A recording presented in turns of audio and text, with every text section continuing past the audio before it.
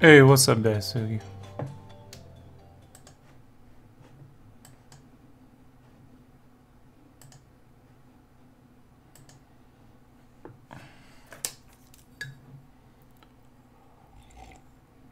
Tried to finish this Saturday. Cheese grated my thumb, so had to take a day or two off.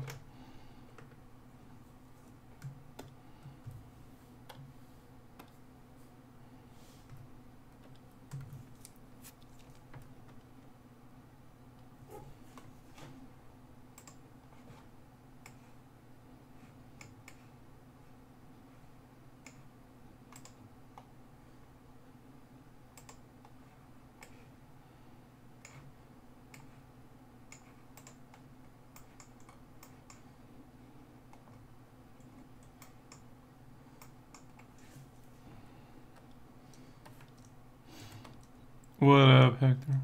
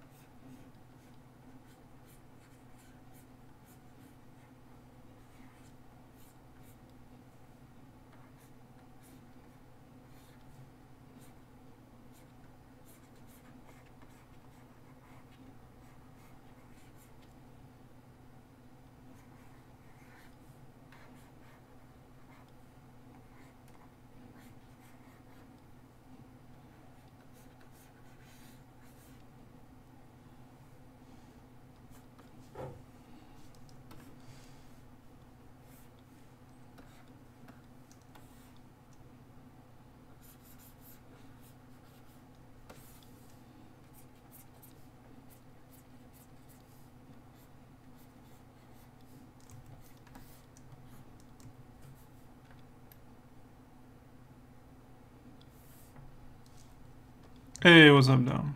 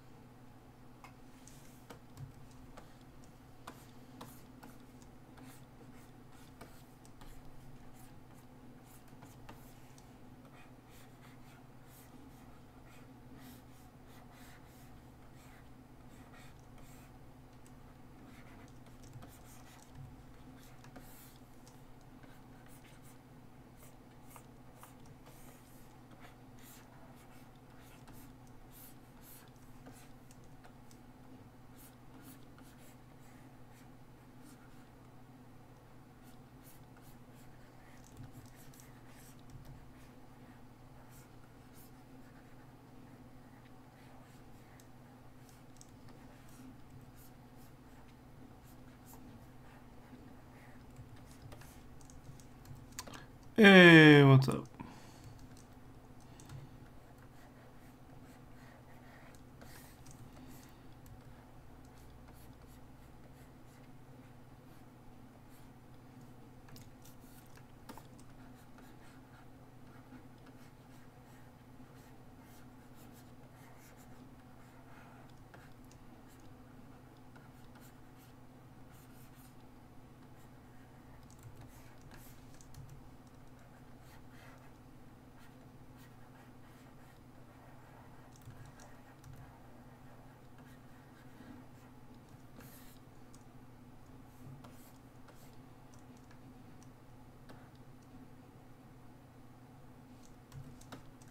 They kind of, yeah.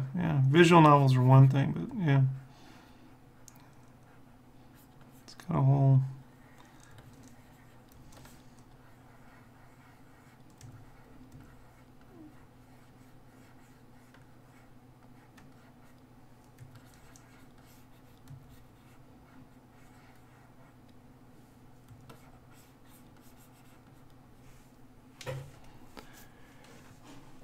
Hopefully, right? Hey, what's up, Shadow?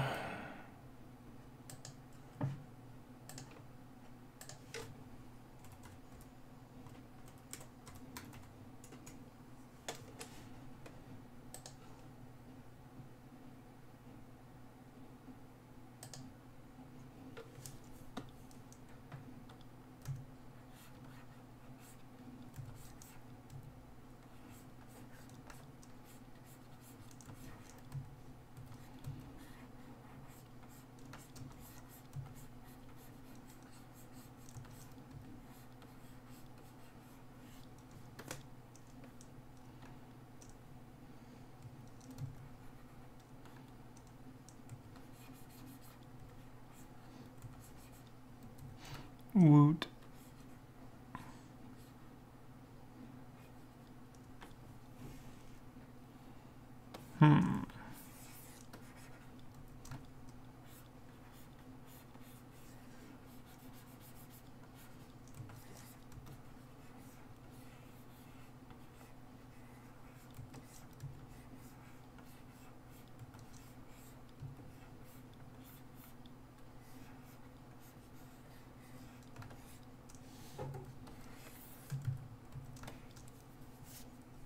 Better Hector.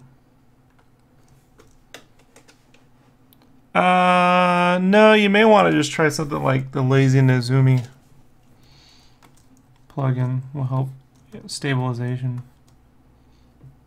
if you're having trouble, especially on Intuos, because you're not looking at your hand, right? You're not.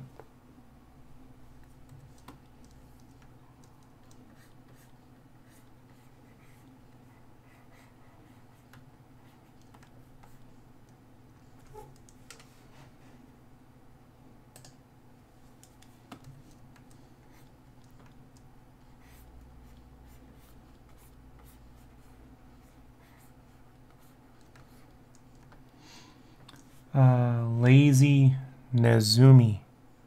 I know it's got a weird name. Nezumi.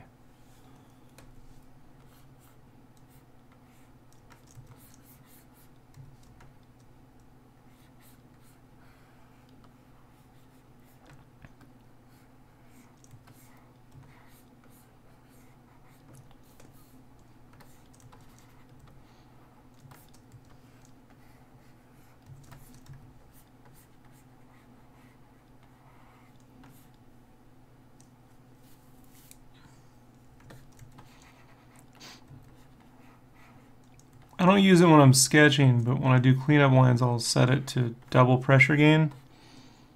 So what pressure gain does is it doubles the amount of pressure, so I don't have to press hard. And then you can increase position smoothing if you want a cleaner line. I'll turn it up a little bit, but I don't like a lot of it.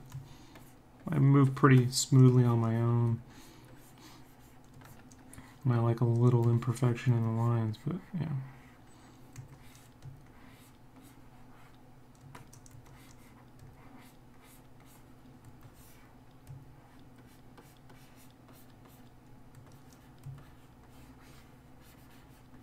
So I'm always adjusting it around when I'm working.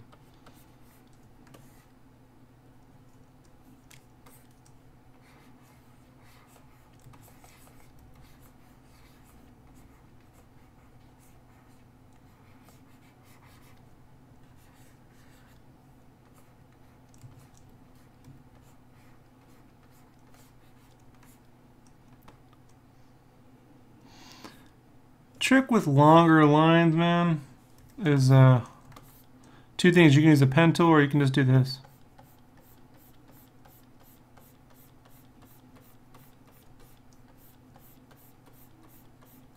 Right?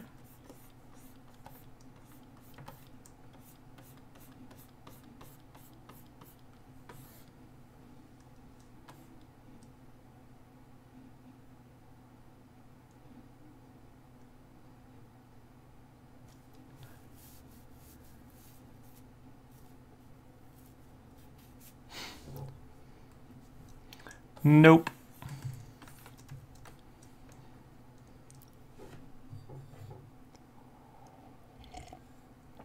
Do I cover everything?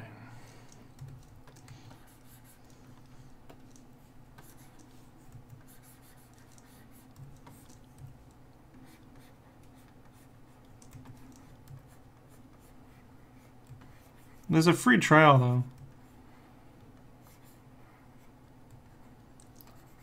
I was able to create smooth lines without it, just by using my shoulder. I don't know, man. I'm just telling you. These are pretty clean. That's how I did it. You could always use the Pentel. I think sometimes it's mental more than technical. Like you might be seeing it a certain way than it actually is, you know?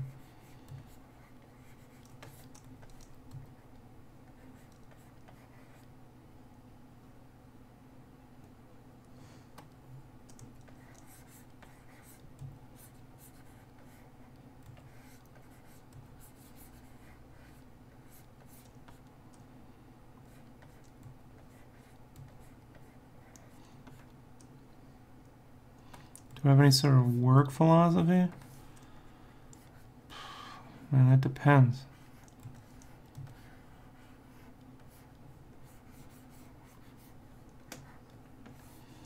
It shifts every year. Yeah. I'm abysmal at getting work done.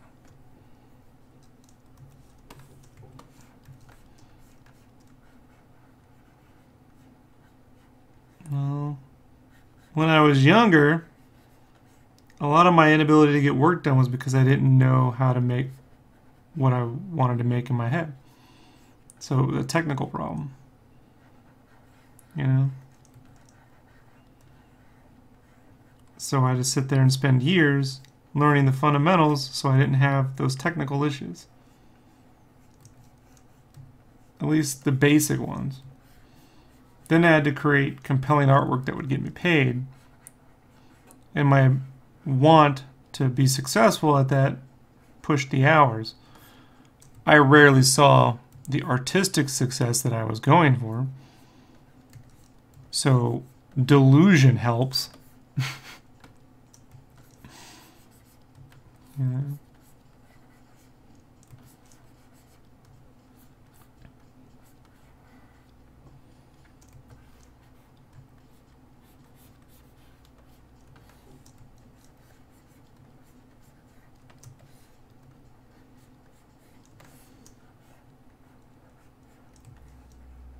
These days, I have to prevent myself from working too much.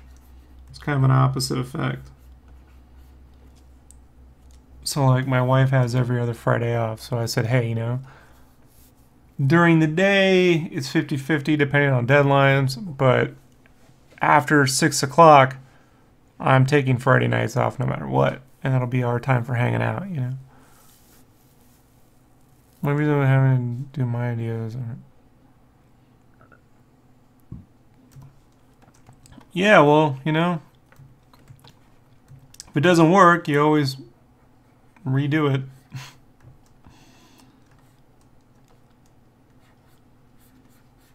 My practice comes from commissions. Anytime I want to do something, I just basically make a commission out of it, you know.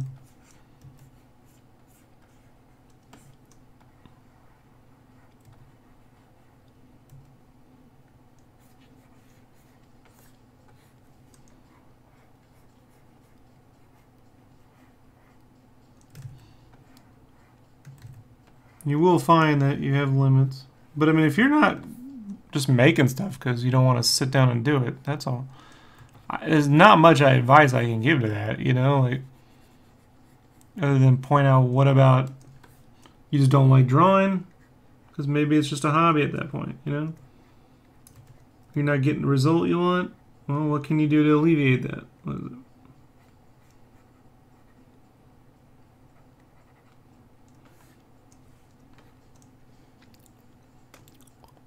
Do I know the way? A lot of it comes down to, you know,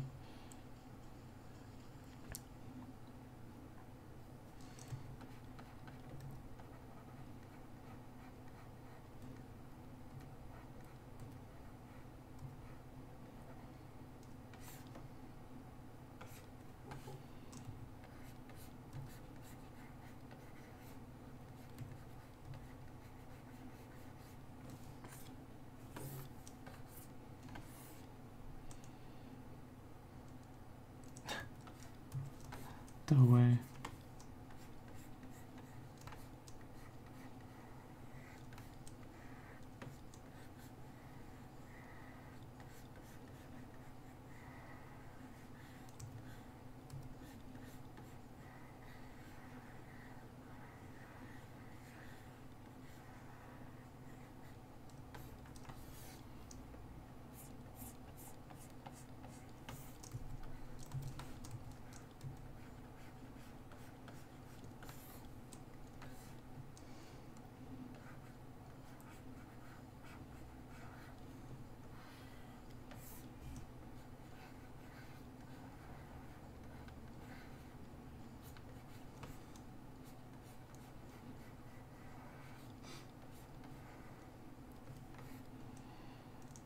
Finding motivators, I just started dipping in digital.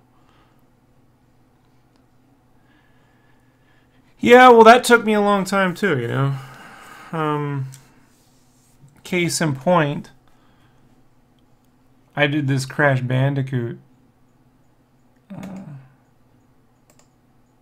sketch when I was first developing Game Cave as being like this print-on-demand magazine. 2012. I did this Crash Bandicoot sketch after work, right? Took me 2 nights to draw it.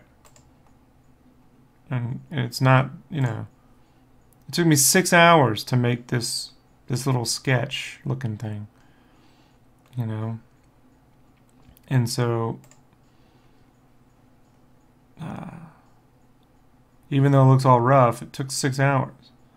Like I have a better way of working now digitally, you know. Only Spyro I got is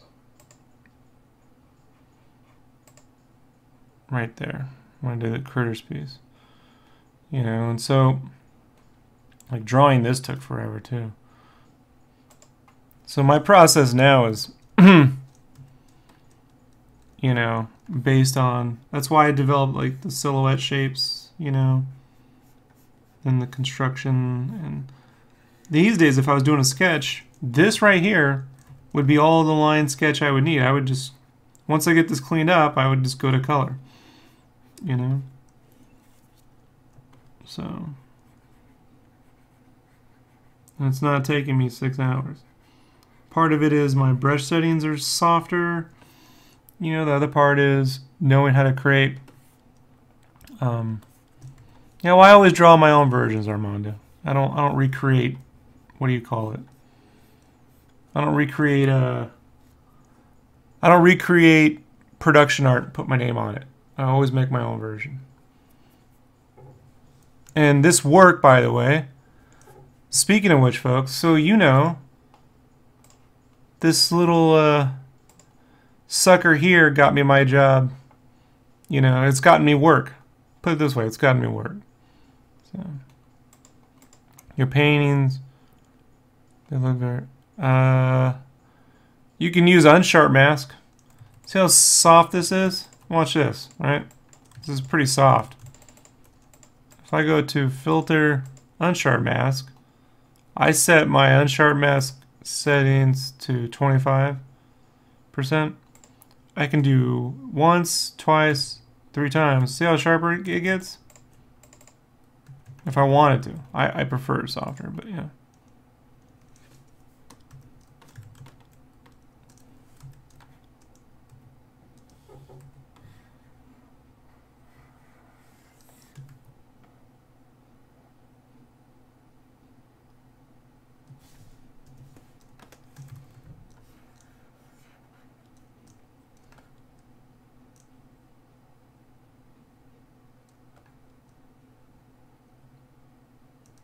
Well, on the Critters piece, I had to appease Dave Halverson, who wanted it looking more. Believe me, like, it was tough. I had no play on Sonic on that one. Matter of fact, I had to change Ratchet 5 times. So you gotta get paid too, right? So even now when I'm doing production art, you know, like I can put my spin on it so much, you know. Even when they hire you to do your own thing, you're gonna have to play ball.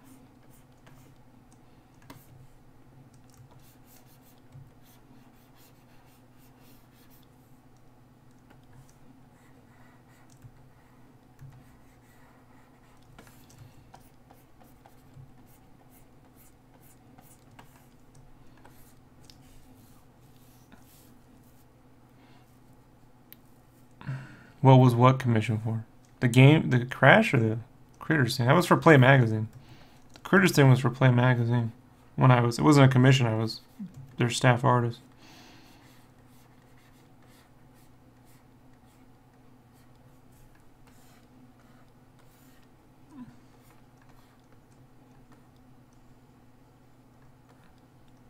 The Crash thing was for my own project, Game Cave.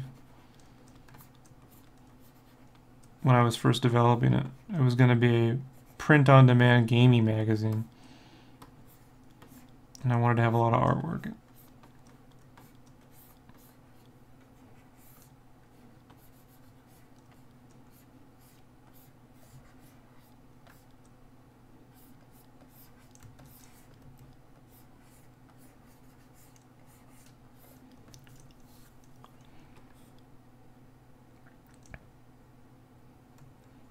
Huh? Looks like it'll be a lot of fun.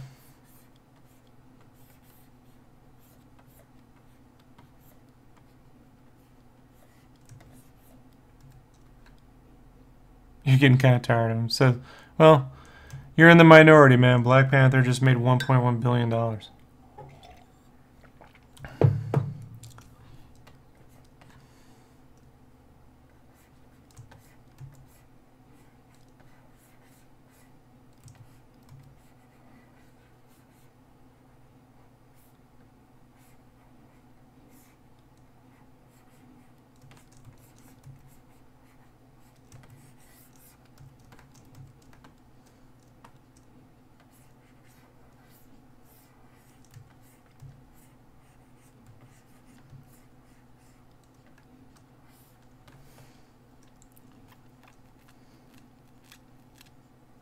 I do it under the art tips videos. I do like fan help or art critique, fan whatever. Just send me a link to a few specific pieces. Let me know what you're trying to do. Make sure those pieces reflect it. If you're trying to do landscape art, don't send me pictures of, you know, babies. I can make a video.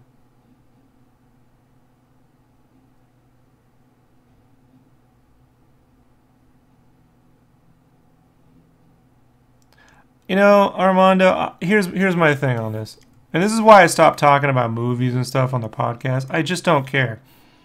I've worked on all these films, like the licensing and t-shirts, since X-Men 3, right?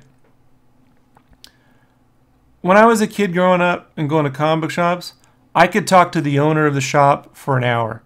No problem. About the creators, about how a book was produced, sales, no problem. The minute another customer walked into the store, I left. You know, I just don't care having the discussion with average people, you know? People just get into, you know, well, I'm tired of seeing stuff. I don't give a shit, while they watch football every fucking year on, hey, I'm tired of it, same old thing. Oh, they got the Chargers. You know, every fucking year, man. Like, I get it. You know, send me a link to my email, rob@sketchcraft. You can send me a direct message. I'll do it. I just don't believe any of it. You know, I've seen what sells, what doesn't sell. I see where people put their money at. Put it that way. And it doesn't line up with their opinions on the fucking internet or in the comic book shops. You know? Just, it never has. So I just don't care. I'm not a... I know what I like, and I let it influence my art and my creative process. And that's about the end of it. I don't care. I don't care what the audience thinks. I make stuff, man. Like, I know if I made a good thing, then that's great. If I made a shitty thing, then that sucks. I don't really need audiences to tell me that, unless my ego's in the way. You know? And then they won't buy it, and I'll definitely learn a lesson there. You know? Sometimes they buy shit. I mean, you gotta be able to you gotta be able to self-critique, man. You leave it up to people, you're always gonna get split. 50% will love it, 50% won't. Most people critique things on want more, want less. They can't tell where something didn't work. What you were trying to do. What were you trying to do? Did you achieve it? Yes, no. Was it worth the effort? Yes, no. You know? That's why I just don't care. I just don't care to have the conversation and make videos on it and convince people to like some shit. Like, I don't give a flying freak, dude. You know?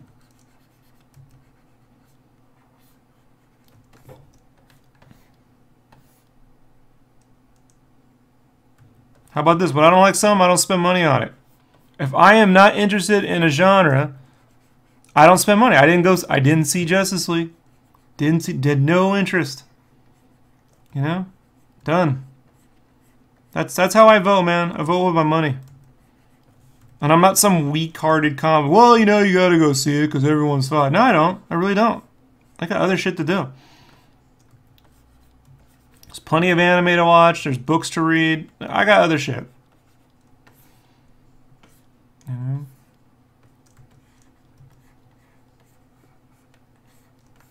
Unless work makes me do it, then I'm fucked. You know? Then it's like, oh, I gotta sit through this movie. Like, I had to go sit through X-Men 3, even though I didn't want to, because, you know, I had to come back with fucking notes. Shit like that.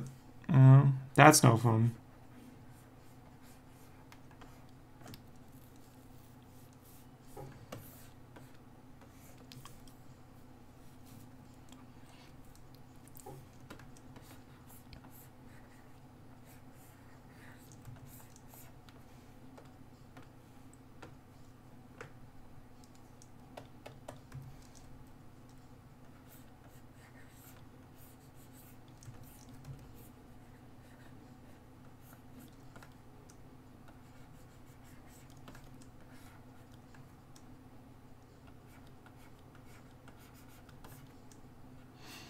And when I was in the army, no one gave a flying fuck about Princess Mononoke, bro.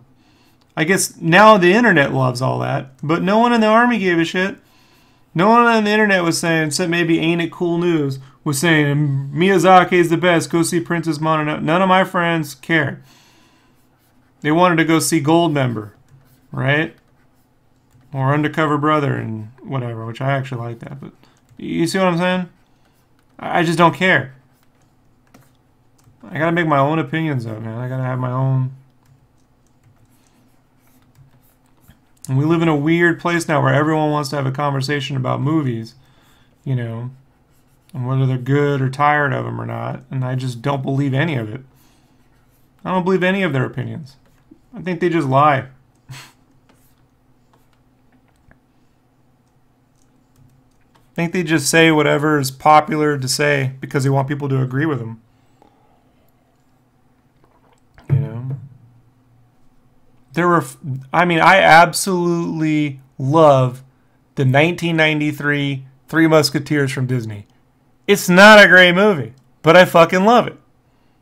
I don't give a flying freak. And it's influenced my work. You know, I'm not allowed to like something, you know, or I'm a moron if I like something that's, you know, dumb.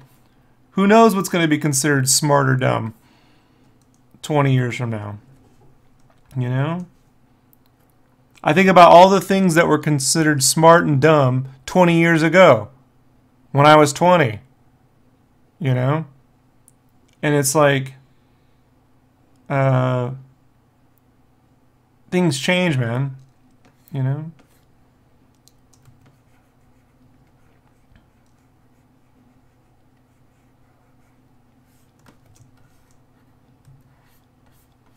And I make stuff, so, you know, it's like, I have a respect for the process. And there are moments where I'm like, no fucking way am I sitting through that dog turd of a film, you know?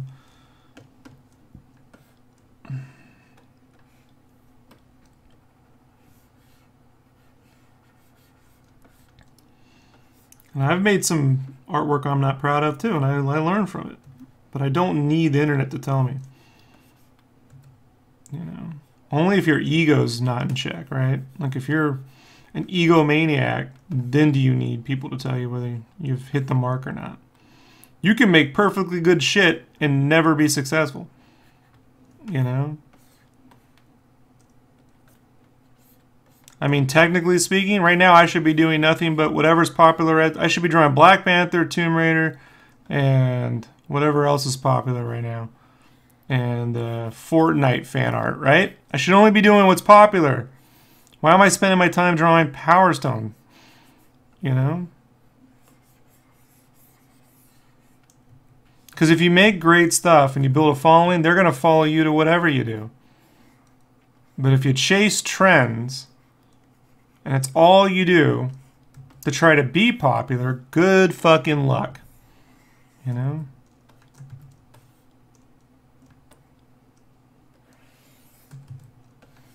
Just make a robot version of an animal, right? Cyberpunk really isn't the style so much as it is the tone.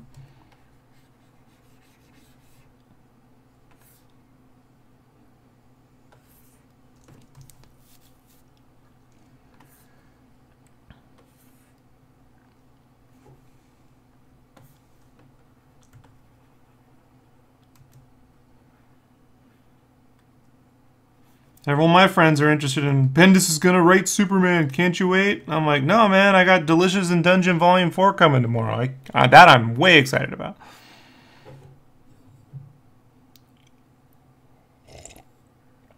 I don't know what art prompts are.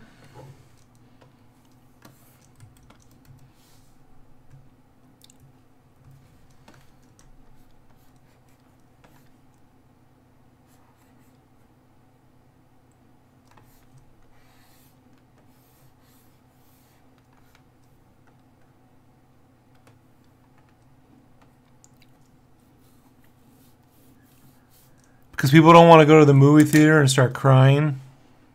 They want to see the sad life of animals. Just turn on the news. There's always some fucking asshole doing something stupid to an animal.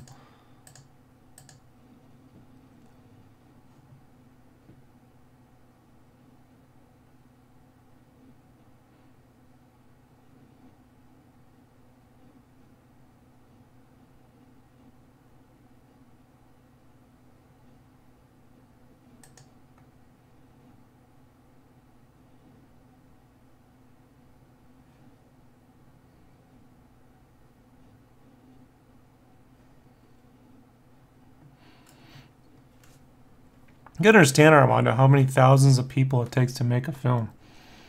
You know? You gotta get a money and you gotta get a lot of people on board. You gotta share a vision out. That's why those things are generally tackled by like documentary people, because you know, you only need a handful versus thousands of people on board.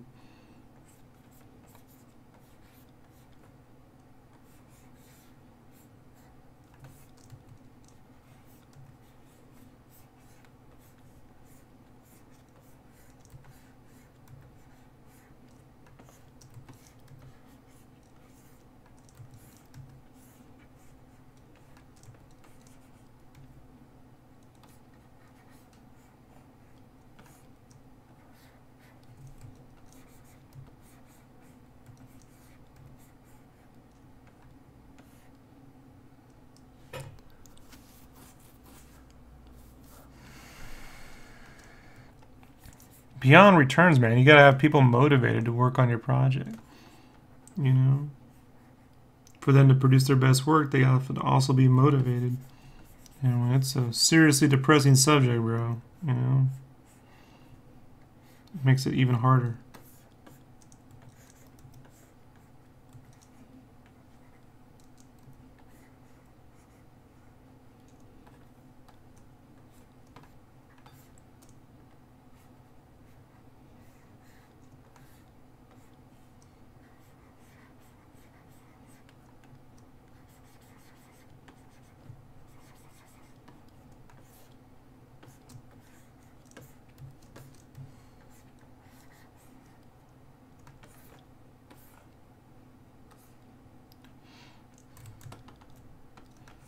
You know, you can make it. You just gotta find the audience, bro.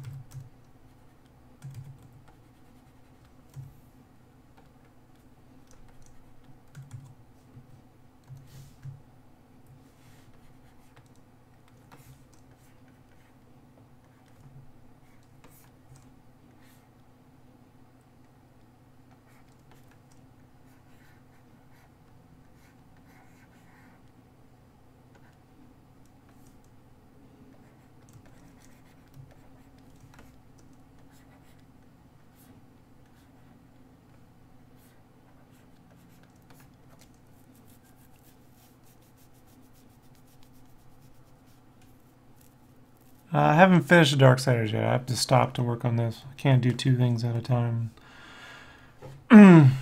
This is part of a freelance thing. So.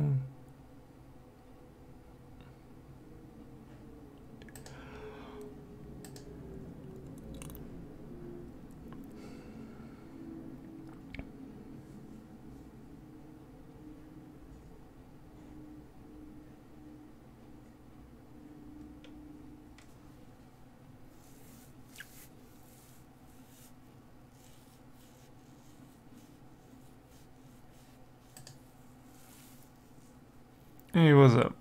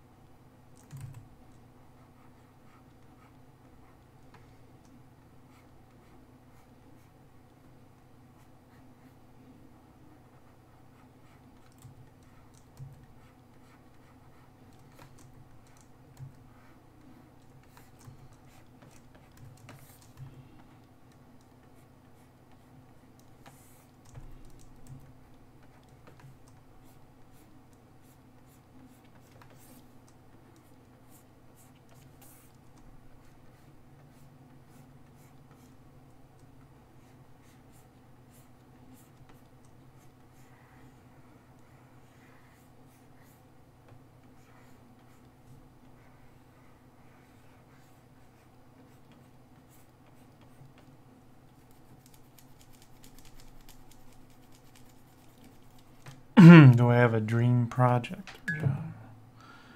I don't know, man. Just trying to...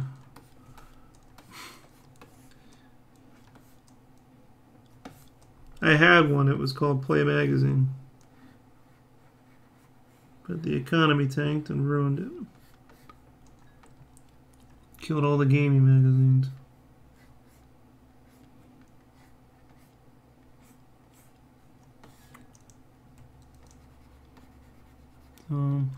Now I'm just working to make my own ideas happen, you know?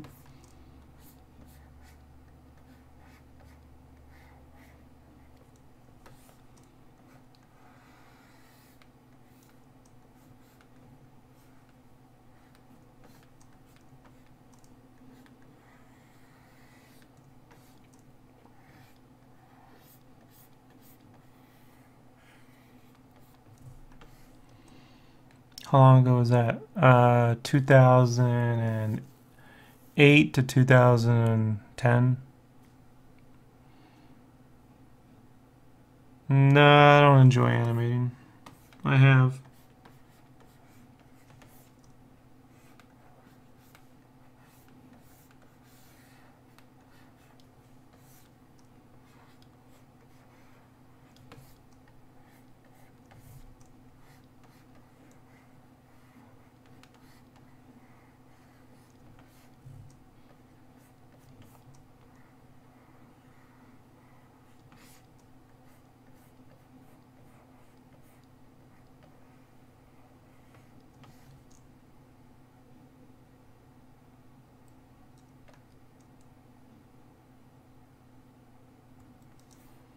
Yeah, it's not the same.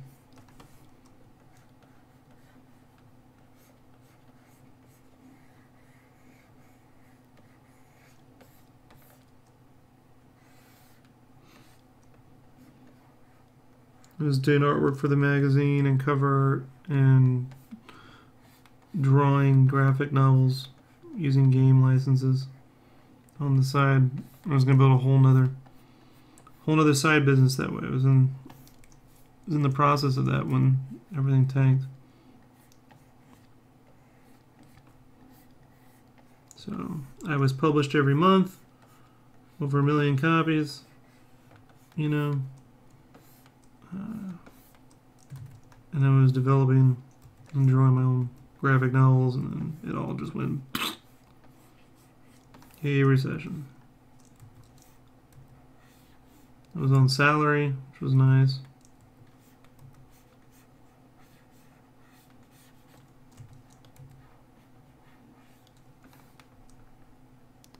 I've done 9 Kickstarters, man.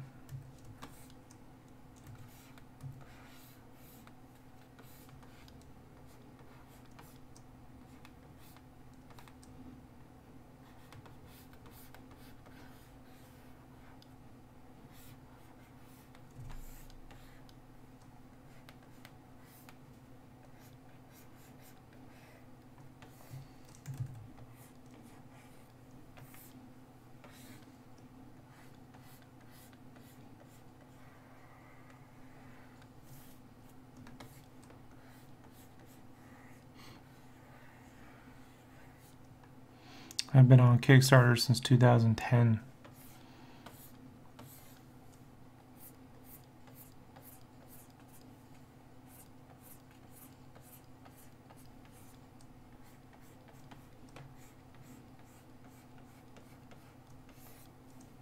It's never going to pay the bills. It's just a great way to get projects in the hands of other people. But it doesn't. There's no one answer. There's no one thing that's going to solve this. It's a lot of little things in rotation. Commissions, freelance, Kickstarters, self-promoting, pushing every fucking thing I do to the limit, constantly pushing. Making podcasts, making art tip videos, making speed videos, showing the process, posting progress every day, sending my portfolio to art directors, you know. Every day of every week for years.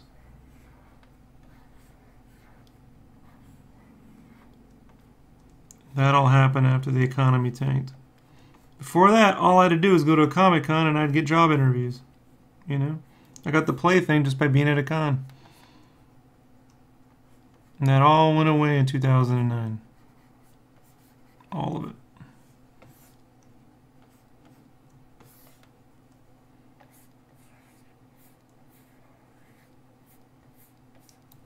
Took me a year to figure that out. So around 2010, 2011, I started making use of all the social media shit that I had. I had a YouTube channel, you know, I just never did anything with it. I didn't know what to do with it. Yeah. It's 60 to 80 hours a week, every week. 10 years now? 10 years? Yeah.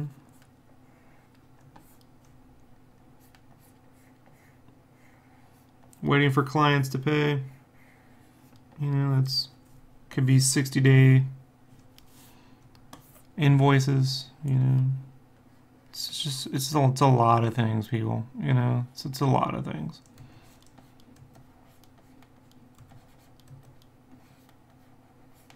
The fact of the matter is, I just don't have the, for whatever reason, I just don't have the popularity, you know. It's just the way it is, guys. Doesn't stop me, but it's the way it is. Huh? Yep. I'll work on that. I've moved it to nights now. So we're in a, unless they have a deadline. to have a deadline, but right now I'm moving it to night so I can draw during the day.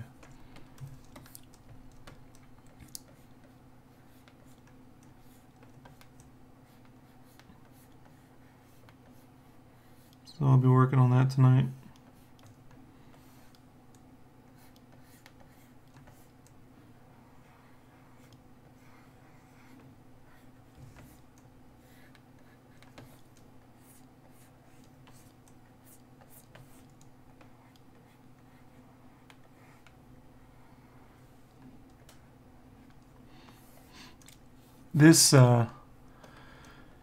This piece came from a Kickstarter project, Megavisions, you know, and then I'll use it on Game Cave too. So.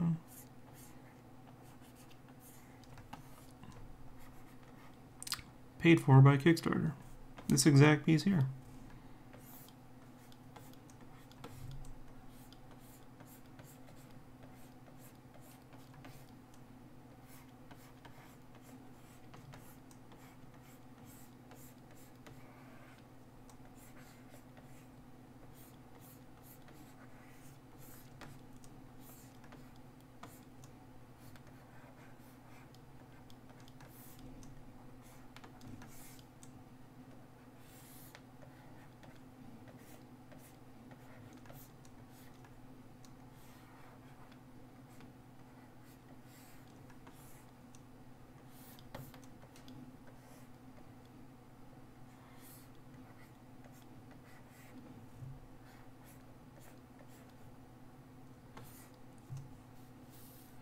Hey, what's up, John?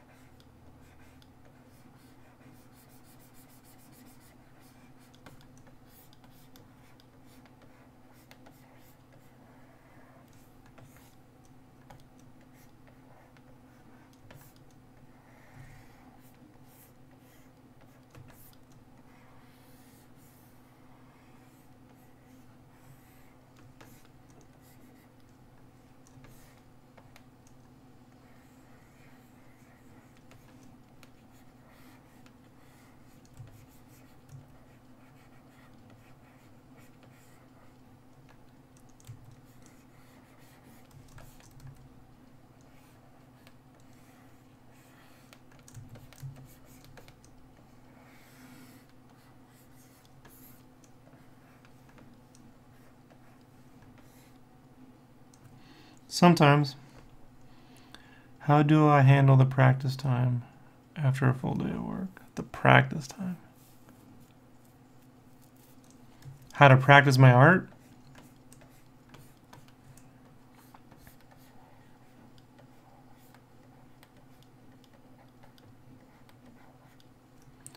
I don't need a lot of practice. If I feel I need a refresher, then I save it for the weekend. And then you just don't see me stream for 2 days.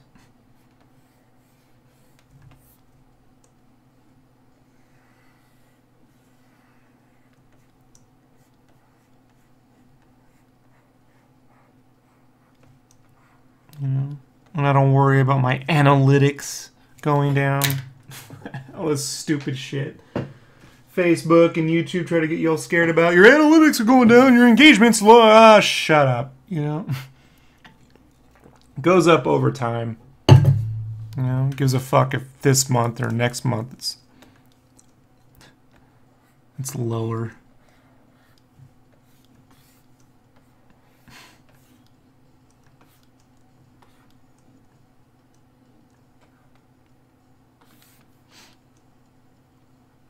You can find. I do it all the time. I just do it on the weekends.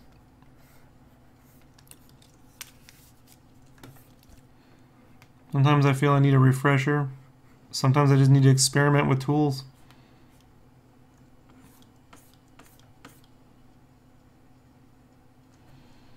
Taking notes. Not anymore, man. Maybe when I was in college.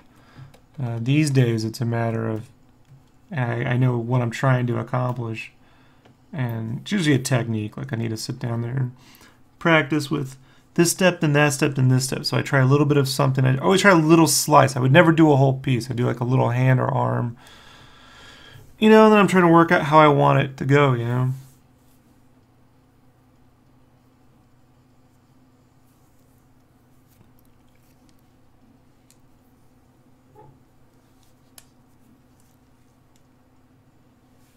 And then you scale it up and try not to fail. It's about the end of it, man. You can only prepare so much.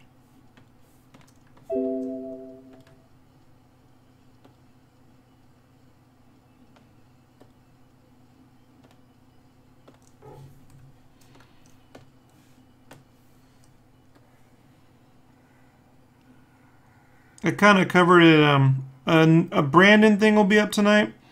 And I kind of walked through a little bit of that on this Wolverine sketch cover I did, where I kept practicing how I was going to color that in these little bits. Little bits. Like this little bit of a Hulk arm, and there's like 15 other practices that I never posted. You know, and it's just, they never look great. It's a matter of like, well, you know, what order do I have to do something?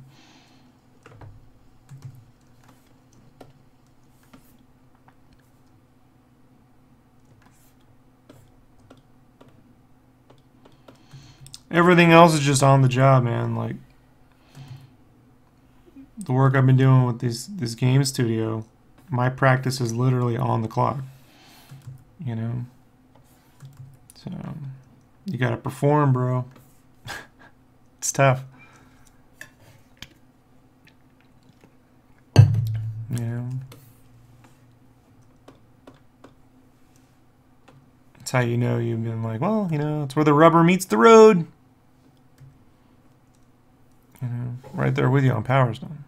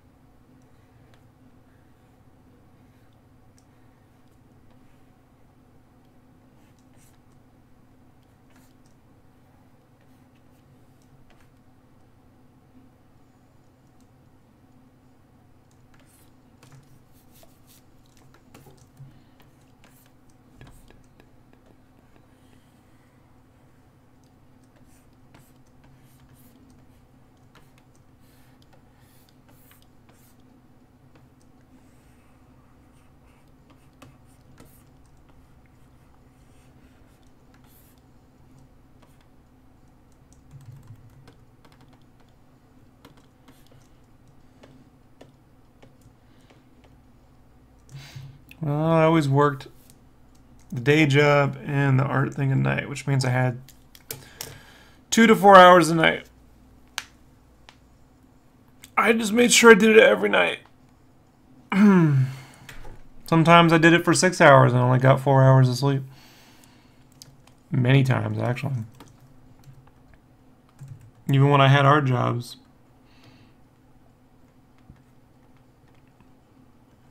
I'd have to park down the street on my lunch and sleep in my car for an hour during lunch.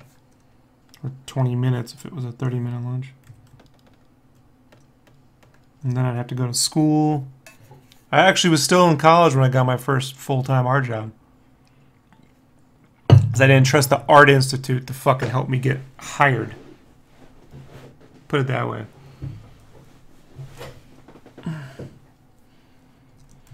A lot of my silhouette stuff came from, you know, when I was in high school, then later jobs where I would develop little silhouettes on paper, small ones, take them with me when I'd go home and blow them up. And, you know, I'd already have somewhere to start. I wouldn't come home trying to think of somewhere to start. I never had a blank page when I'd come home.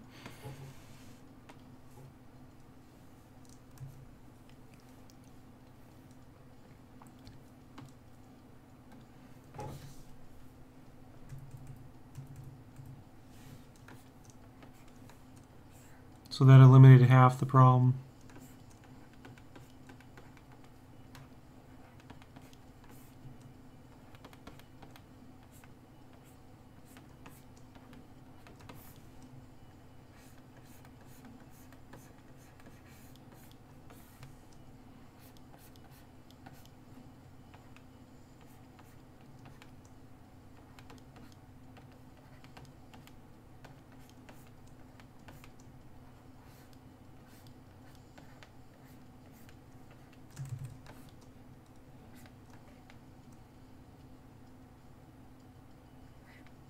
You can use your phone.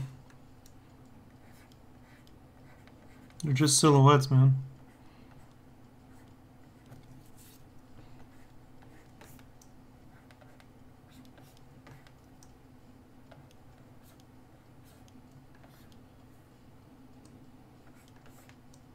I used to use a light board, no scanner.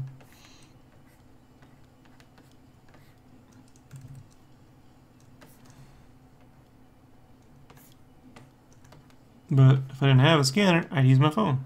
You got a camera. Hook it up to your Google Drive, put the shit right in there. Boom.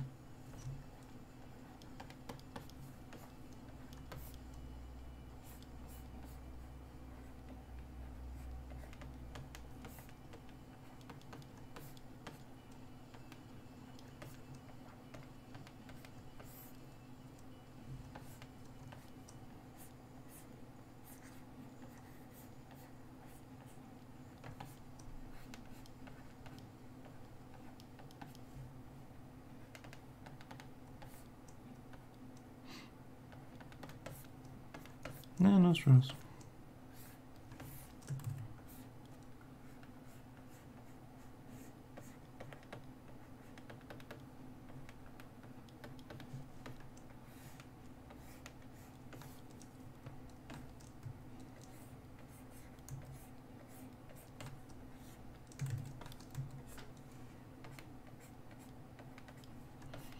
But that's how I got around all my time issues. And no one knew what the hell I was doing, so I didn't have a lot of people gawking over me and shit, you know. Work can never be like, you own the silhouette. I've seen artists take their artwork to work on lunches and shit, and then they get into trouble because any art created on the premises is technically owned by them. But if it's a silhouette, they can't fucking tell what you're doing, you know. I already did.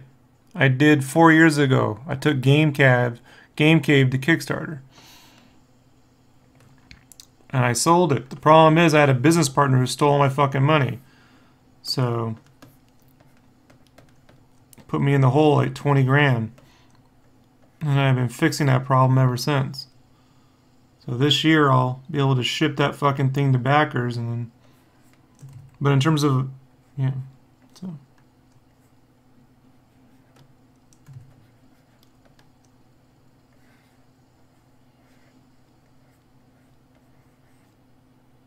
And this right here is for a digital game magazine that was backed on Kickstarter, called Megavisions.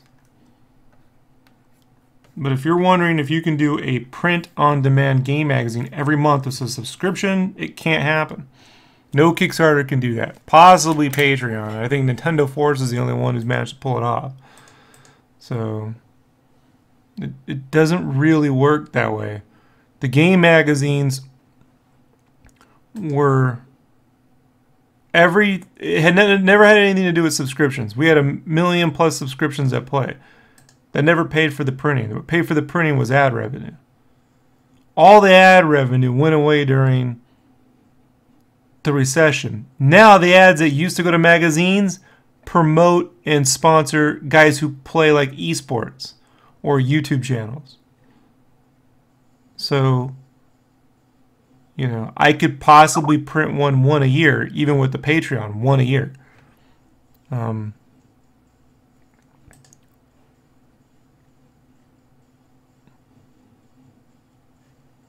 It's possible. But I could never do anything monthly or bi-monthly, or I don't care. It can't be done the way it was used to be done. Everyone who's tried it since has failed. Game Informer is owned by GameStop, so they have a slightly different business model. And I did the cover for Game Informer. I'll tell you, I know how it works, you know, like.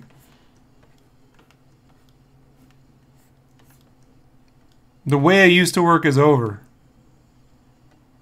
For the foreseeable future, you know.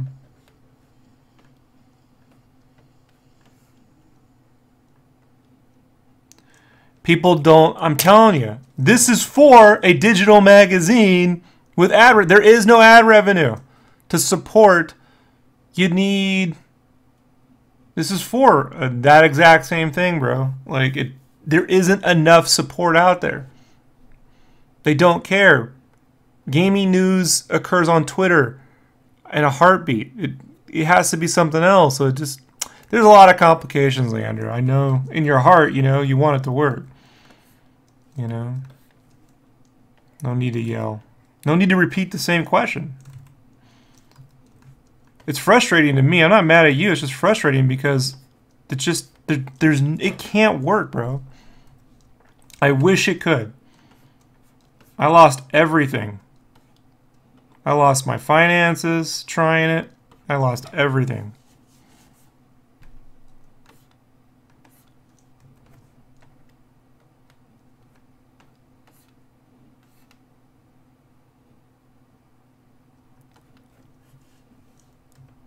I don't want to talk about it, all right? It bothers me more than when my parents died.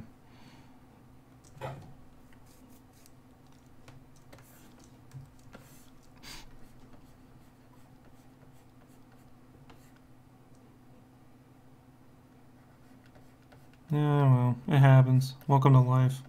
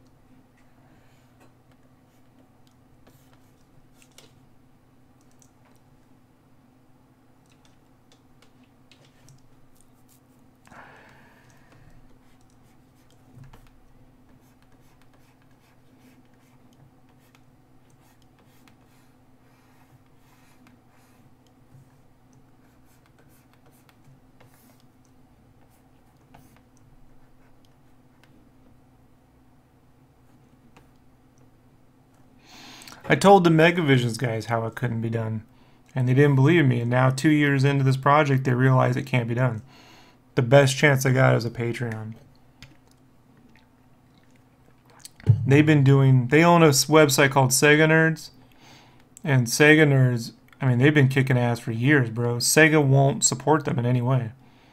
You know? While esport gamers make fucking $500,000 a month. Money's just gone, man.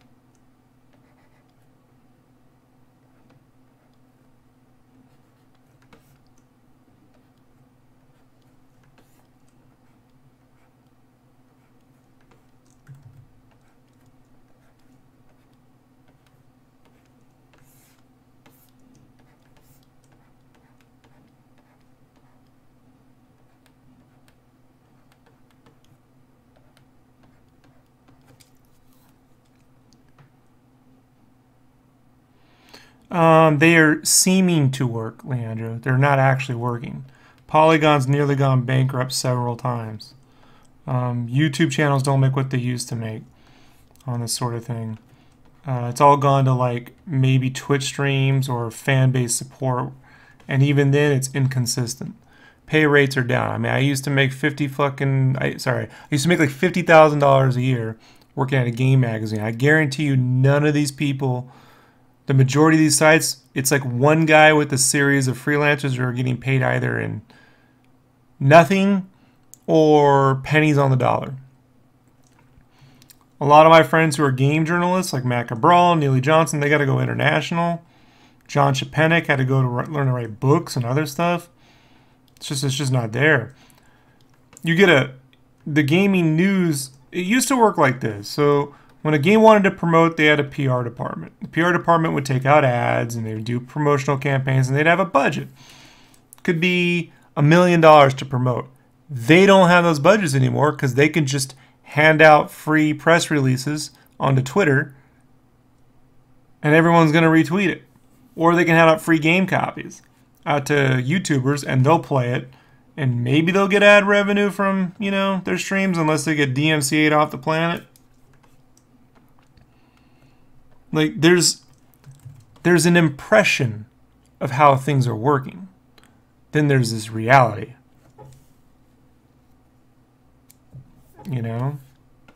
And so they haven't grown. None of them have. I tried to get Dave to team up with Destructoid when we relaunched GameFan in 2010. He finally pursued that after I left, but then it went sour because there's just no ad revenue.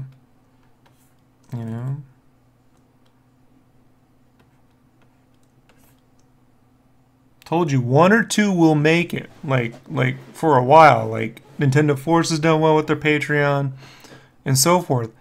But there used to be a dozen game magazines. Now there's 0. There's one, Game Informer, in the United States. That's it. One in the United States, Game Informer. And they're owned by GameStop, so they kind of don't have to be profitable. It's subsidized by GameStop.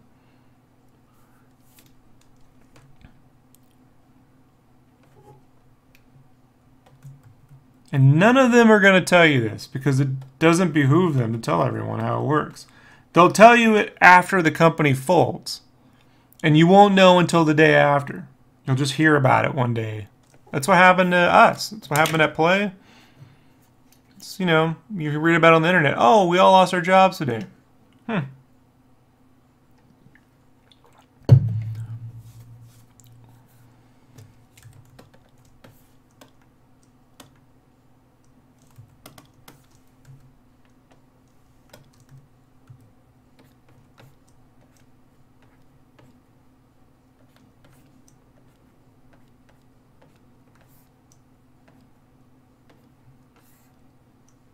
It's not you, Leander. I don't want you to think you're upset at me. It's just, it's a subject material. Sometimes I don't realize how passionate I am about it. Most days I'm chipper. Most days I'm like, oh yeah, you know, whatever. But some days, folks, I mean, the right combination of events can occur. And I mean, the thing I just can't stress enough is I tried. I've probably single-handedly tried harder than anybody else on the internet. I built GameFan from scratch and built it all myself and published it. You know, like I mean, Dave and his crew wrote stuff, but I mean, like, I built this giant magazine, man. I worked, and I destroyed my health. I put on like 50 pounds. I was living off donuts. And I did Game Cave afterward, and I've tried. This right here, this Megavisions, is me trying to this day to help them be successful. They bought this app. Well, it's a subscription where they're able to produce a digital magazine straight to iTunes. But the support, even on this company's end, is minimal. Like, it's not working well for them because they constantly have to fight with another party that is taking the majority of their sales. It's ridiculous, you know? And so, like, I've told them the way, what I'm doing with Game Cave, which you'll if you stick around long enough, you'll find out, is to move away from news and historical stuff and to create, you know, it's a blending of original content with other stuff. So I have my own theories on a way to be successful long term, but it will never pay. The odds of it ever paying me what it used to are almost slim to none. It's really just a labor of love. That's it. That's about the end of it. It's over. Ultimately, it's over. You know? Someone will be successful because there's always some exception to the rule, but I was at the end of it. The old republic is gone. You know, it'll never quite come back. So sometimes it dawns on me, like, how much I lost, you know, betting on trying to make it work. And I didn't realize at the time how the cards were stacked against. It hasn't stopped me. I've just tried to find more responsible ways of continuing the legacy. So I can continue to do it, but also make certain that, you know, my mortgage is being paid. That I have food in my stomach. That I'm not, you know, putting on 60 pounds, living off donuts. You know?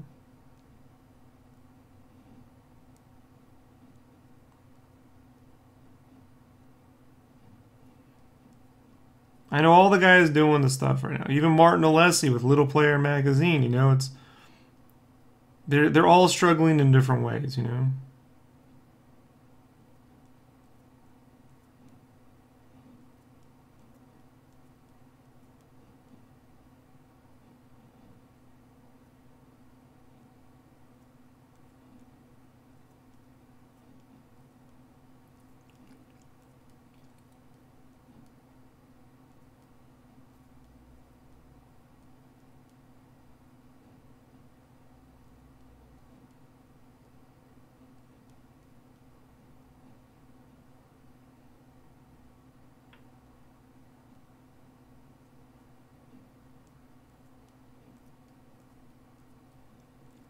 It's like here's an example.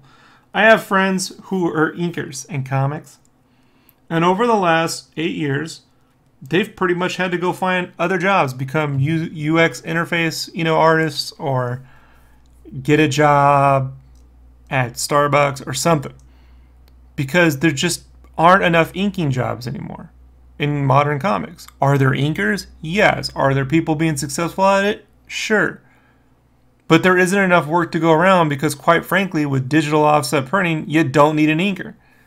You know? And there just aren't budgets the way they used to be. You know? And A lot of them brave on and continue to work on projects to get it going, but they're not telling you how it really is. You know? Very few are making a full-time living off it. They're doing it on the side, they're doing it as, you know, whatever.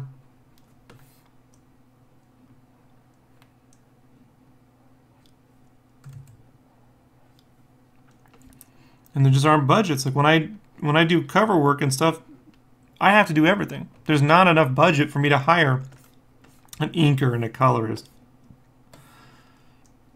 There just isn't.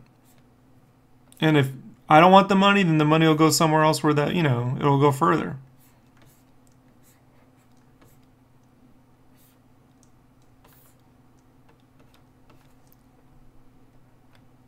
A lot of those things that have 7 different people working on it is because they're being created in another country where their budget can go further. Fact.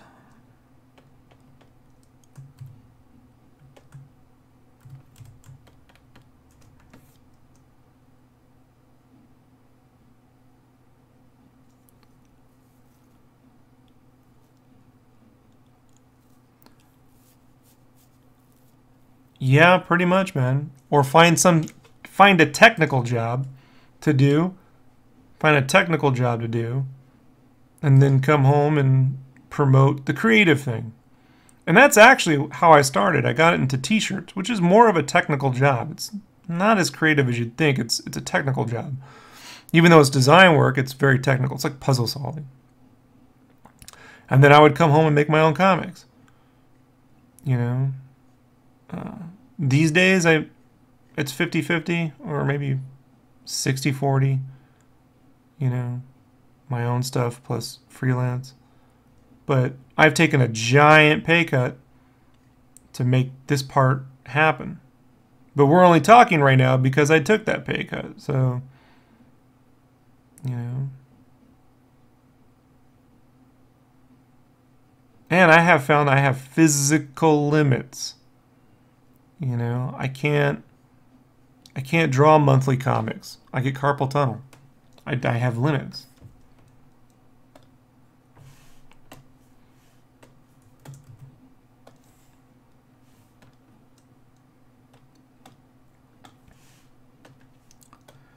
That's another trick with age.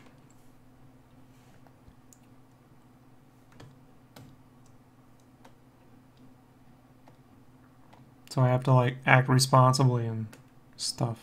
You know?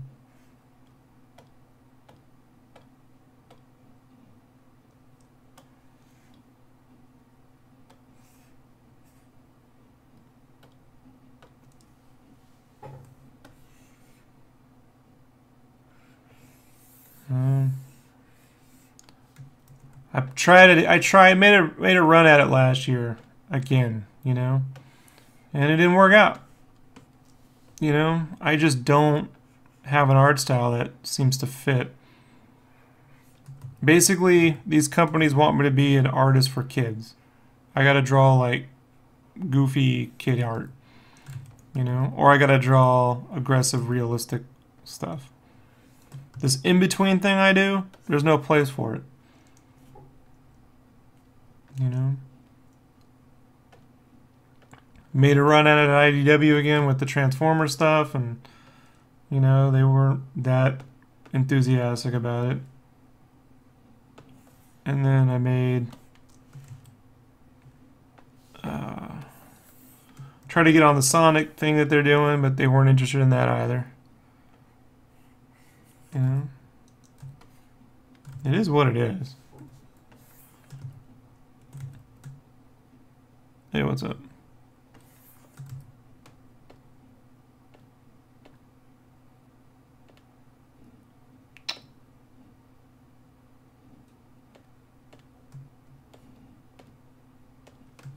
Doesn't stop me, but there are realities. Yeah, the official one, yeah. I know everyone involved. Sent them my stuff, but they just weren't interested. That's how it works.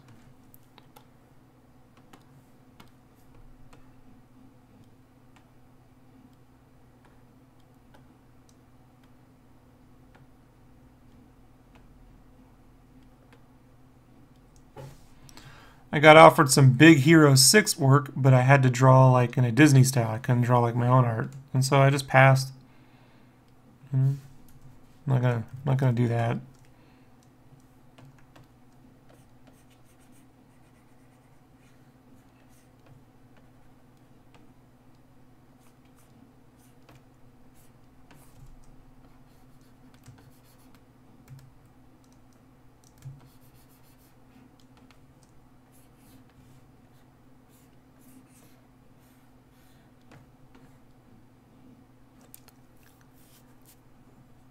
Huh?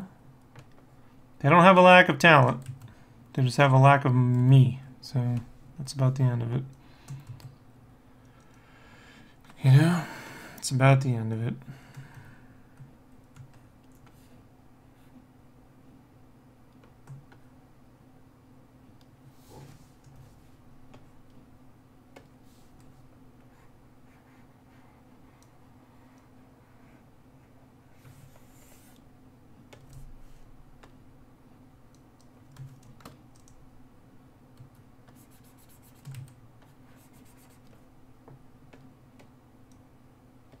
They certainly don't need me, though. They're doing well enough without.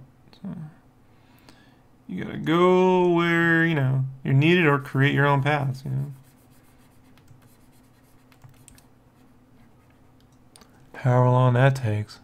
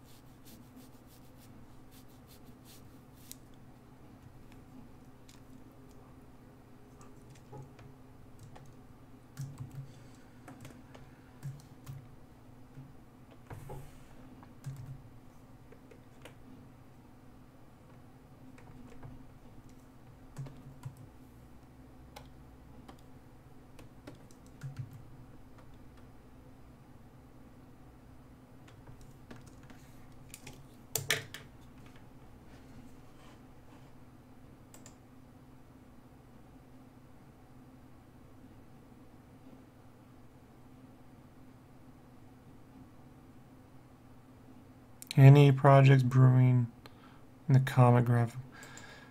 No. No.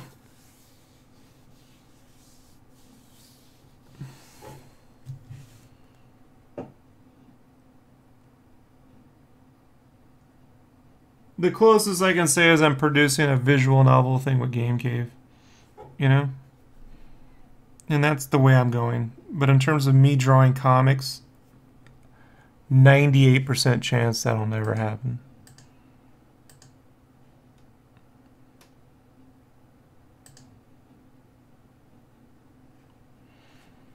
I spent several years doing it. Every one of my books never got published.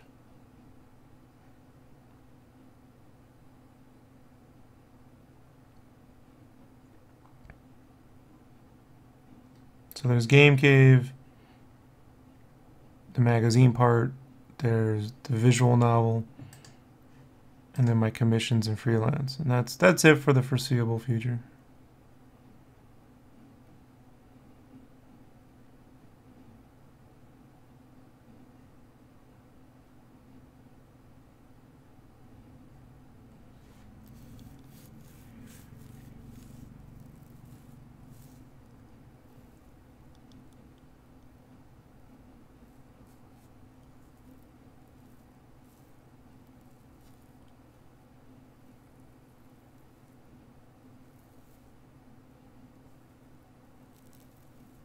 Well, you know, you gotta find a way to pay the bills.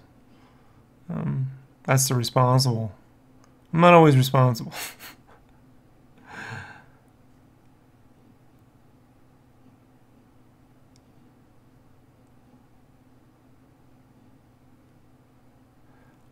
Game Cave is a story. It's not a game magazine, Leandro. It's a story.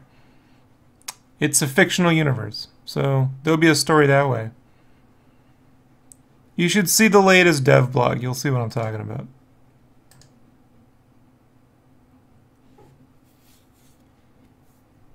Explain it better there.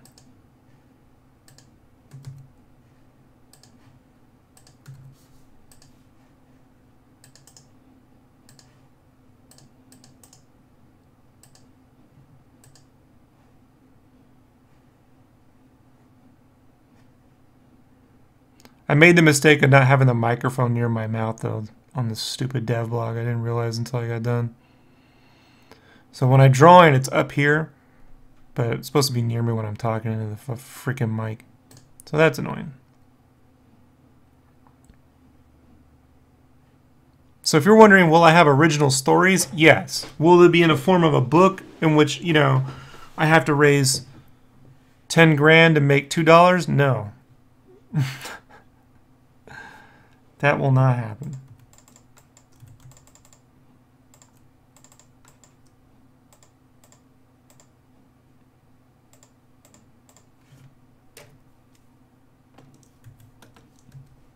So I am working at it. It's just I have to finish these projects before I can commit full time. Yeah, so I'll have this stuff available on like Line Webtoon or something. You know. And as Game Cave gets more into production, I'll have some kind of a Patreon or something. I'm hesitant to call it that. It's more like I'll find a way to make like a club or something, you know.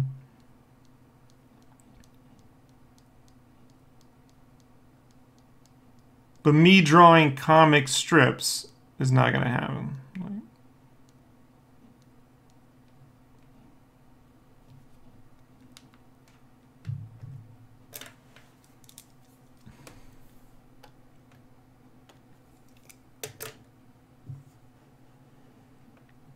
Because right now it doesn't make sense for what I'm doing.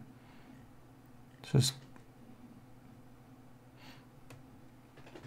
Yeah, I'll have one for Game Cave when there's a product to move out, but for all this stuff, it's just me doing this, and then every day I have to go to my Patreon, and then I make more money from commissions right now than that. Game Cave will have a Patreon.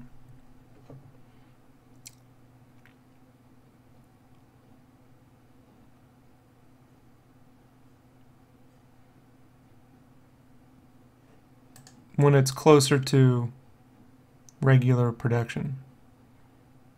Right now I just got too many things. Because like anything else, those things are full-time promotional jobs, you know? They just require effort. And right now I'm at max promotion.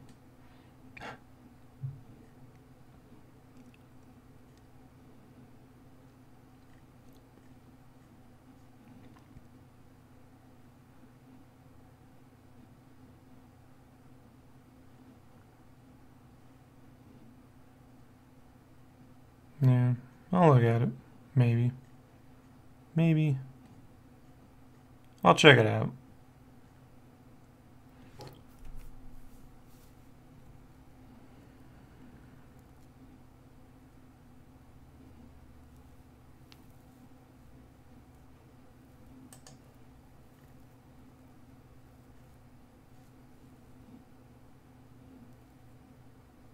Hey, what's up, dude?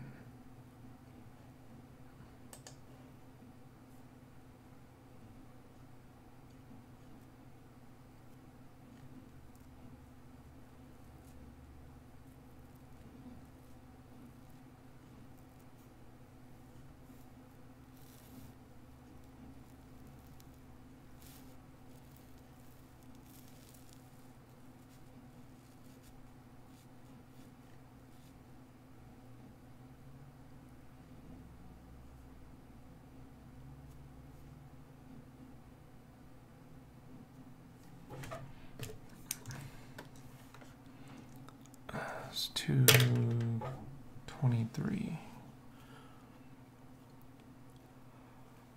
All right, Leandro. Thanks for hanging out.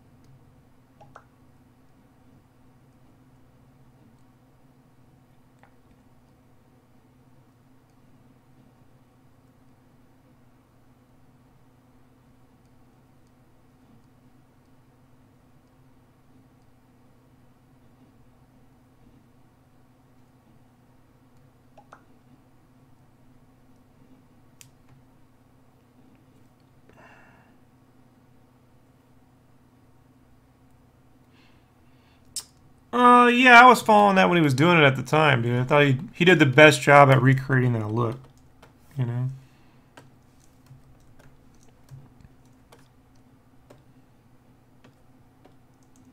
That wasn't just, you know, someone using the halftone filter in Photoshop.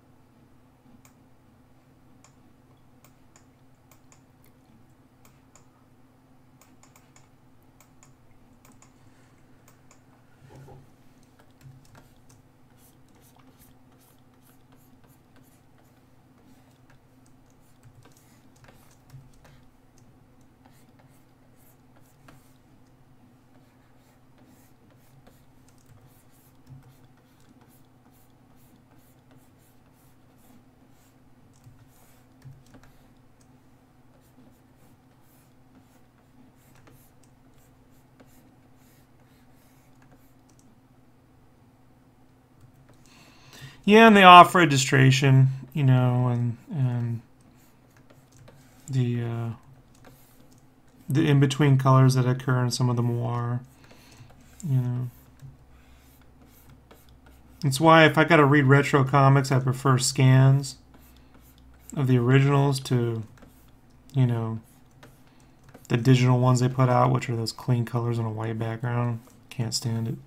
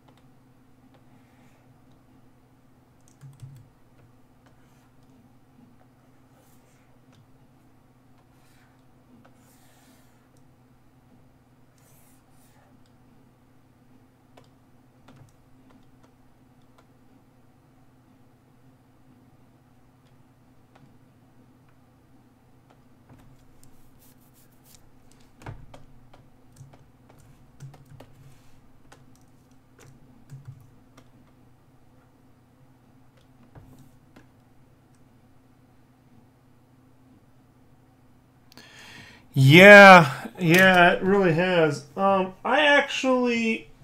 haven't talked about this, but I received yesterday. Well, I didn't receive. I actually bought it, but it arrived. The Wildcats Absolute Edition,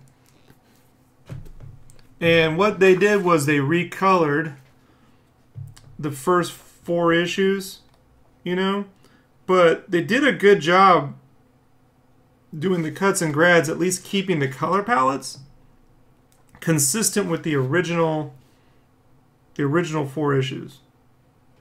So it's if you didn't have them next to one another, you would look at it and go, oh, that's how I remember it. So I thought that was pretty cool, all things considered.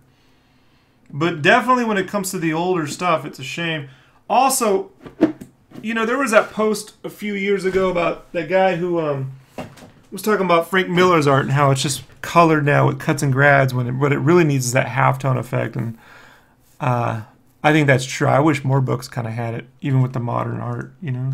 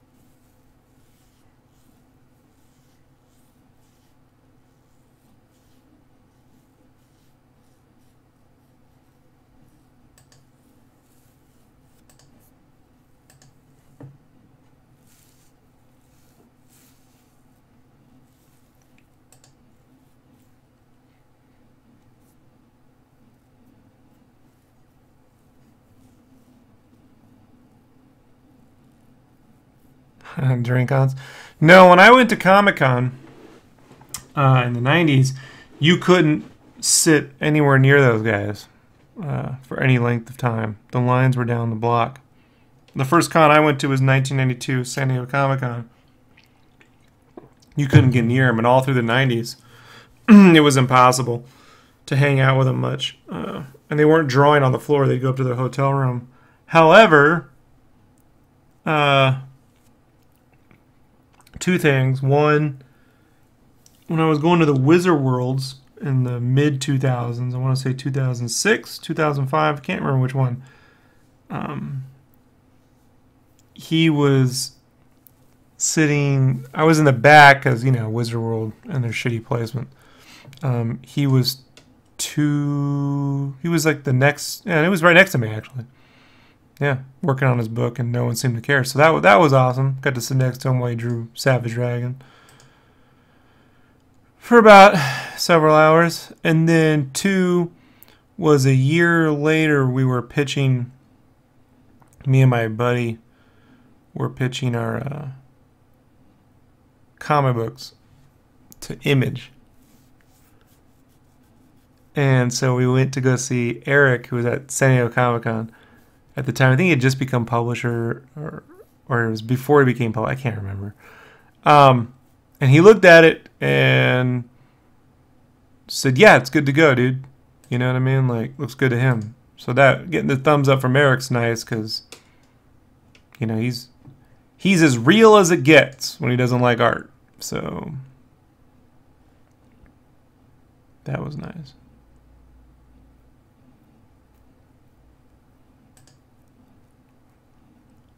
The guys I used to watch when I was a kid were like in Artist Alley, so there were a lot of independent dudes and guys on lower tier books.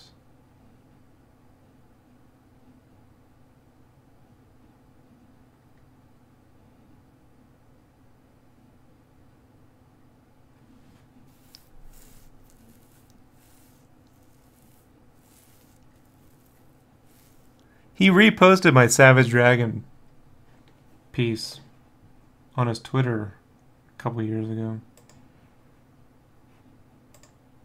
One I did for fun. So that was nice. The only time I really got to hang out with him at San Diego Comic-Con when I was a kid, I think was '94 for about 10 minutes. No one knew he was there, and he was selling Savage Dragon t-shirts, and I bought one. I bought a Savage Dragon one of the few Savage Dragon t-shirts ever made. Official. From Eric. So that was cool. It's tasteful, too. We signed a deal with Jim Valentino, and then my writer never wrote the book. So it went nowhere. This was the book. It was called Mosaic. This was a long time ago, man. You know.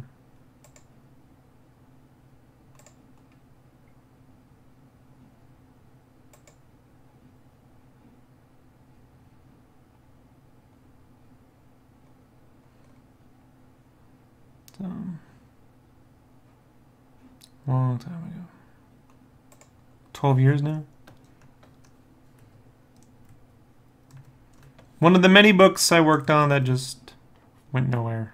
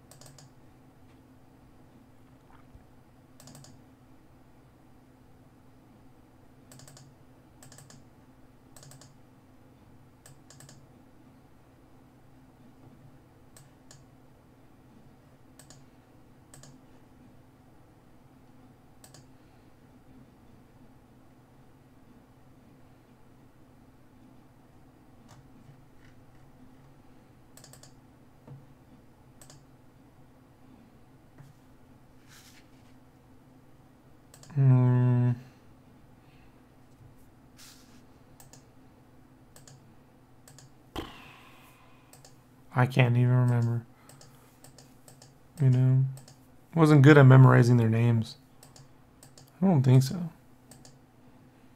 The industry's just changed so much since then. Most of them didn't make it, or moved on to, like, you know, careers that paid better.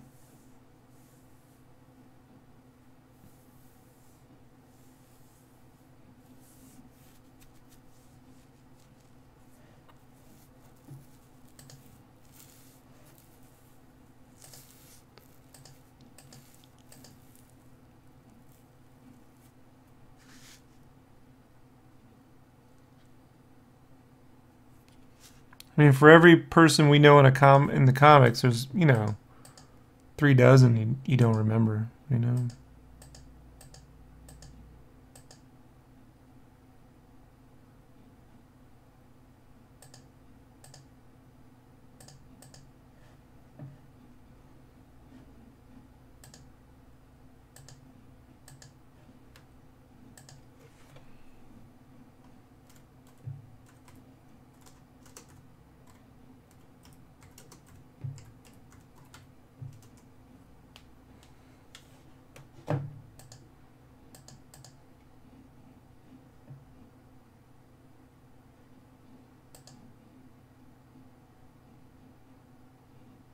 Yeah.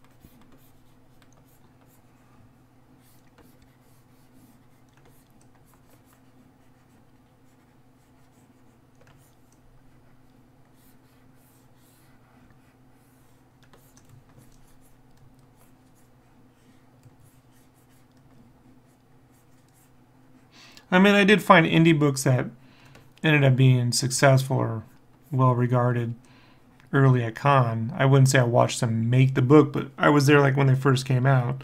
So like Hero Bear and the Kid, when that first launched, that was at San Diego Comic Con. That was his first con there. Owly would be another one. Leave It to Chance, when Paul Smith did that. Before George Perez went back to the Avengers, I spent half a day just worshiping at the altar of George Perez when he was at Event Comics doing Painkiller Jane or whatever I think that was. Yeah, or whatever that was. People kind of forgot who he was. That was fun. He was not an indie guy, but, you know, that was nice to kind of like hang out with him before he got his second return. Met Yonan Vasquez once. There was a lot of weird books like Pete the Postal Worker. Oh, Rob Schrab on Scud. I used to bug the fuck out of him when I was at con when I was a kid. 94. When he was still kind of working on... He was talking about making that Scud stop motion movie with Oliver Stone.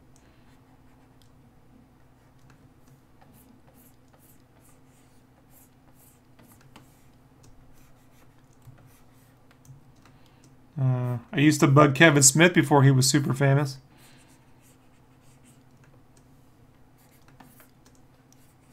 He, before even, yeah, right after Mallrats came out, I think that was the first con he went to at San Diego. And I was like, you got to get the blueprints. And the next year he had the blueprints. I was so super excited. But the next year he was, I think Chasing Amy came out, he was way more famous. But the next time I saw him, but the, that one right after Mallrats, no one gave a shit. So that was nice. Yeah, and I have some Scud, some of his, he was selling these developmental, he designs them all on square paper. I got them somewhere around here. I got a bunch of those from him.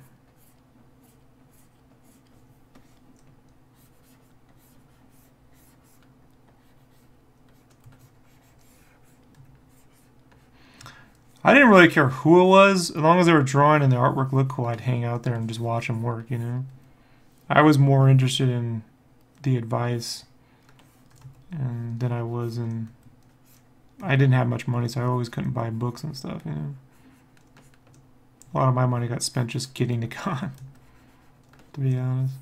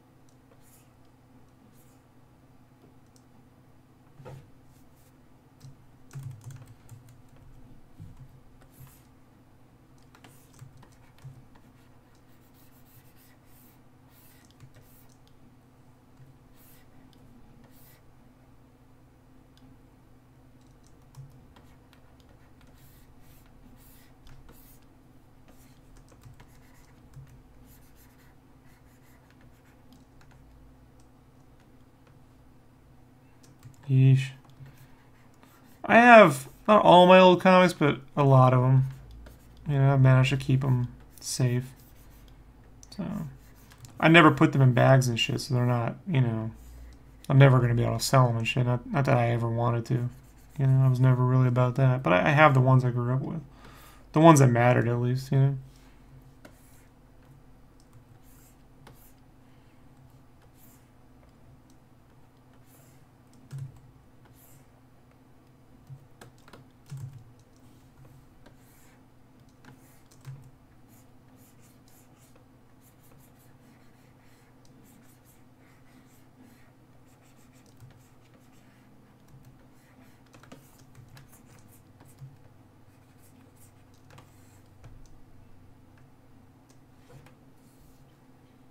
Yeesh.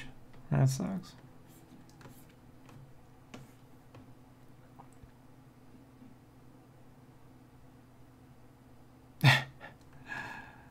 That does happen. Of course, I don't go to cons anymore, so you could say I didn't make it too. But just not fiscally responsible for me to attend conventions anymore. Just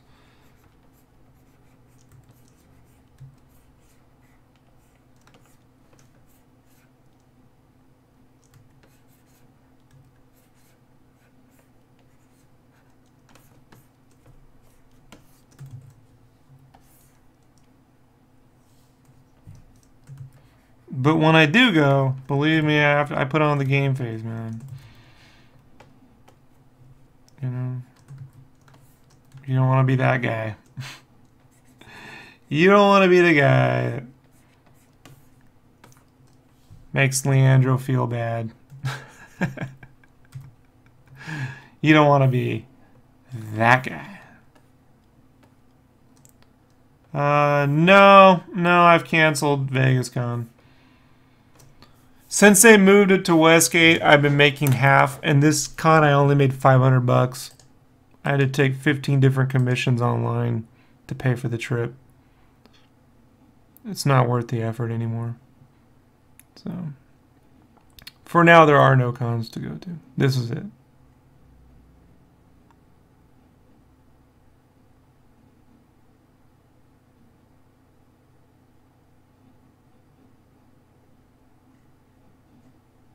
And I canceled going to the Phoenix Con years ago. I'll say 2014. I stopped going.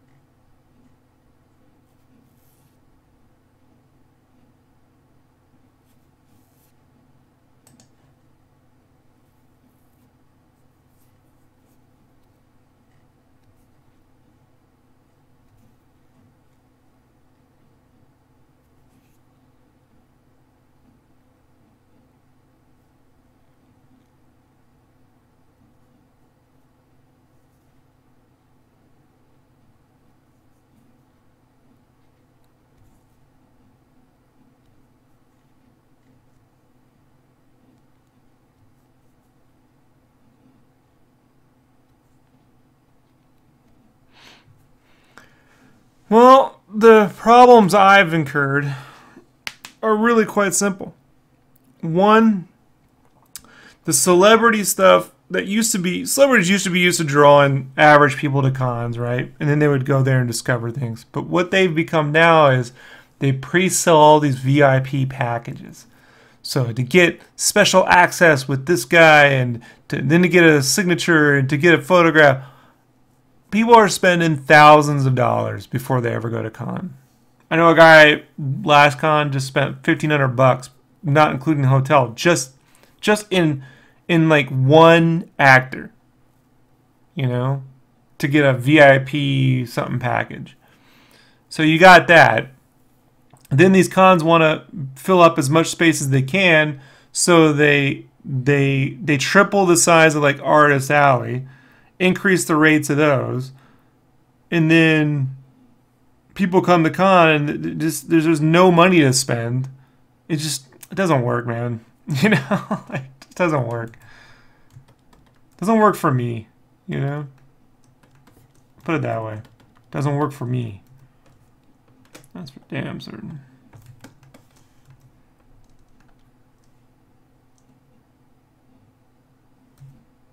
Yeah. So, I stopped going in 2013 because I had never made money at cons, by the way. I started doing cons, as you know, in the booths and stuff around 2004. Never made a dime until 2010 when I went to Phoenix with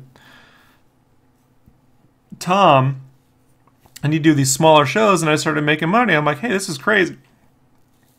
And then Phoenix Con blew up around 2011, 2012, and then I had a giant drop. You know, the minute it kind of blew up one year, and then that was it. So I stopped going to that, and then Brandon talked me into going to this Vegas show he'd been doing well at, and we had a good year one year, and then they moved it from Southgate to Westgate, and I did half, and then the year after that I did half, and now I've just canceled doing that too. I just do well online, you know, and when there's another option, a better option, then, you know, I'll work it out. Until then, this is it. You know. But I'm not going to spend hours driving on the road or hundreds of dollars to get a hotel and take a flight. I just don't, you know, it cuts into my work production. I could spend those vacations. I can go to Vegas with my wife and just have a trip to Vegas, you know. I don't get the point. I mean, I get meeting people, which is cool, but you know, even that's, you know, no one knows who I am anyways. And it's kind of irrelevant.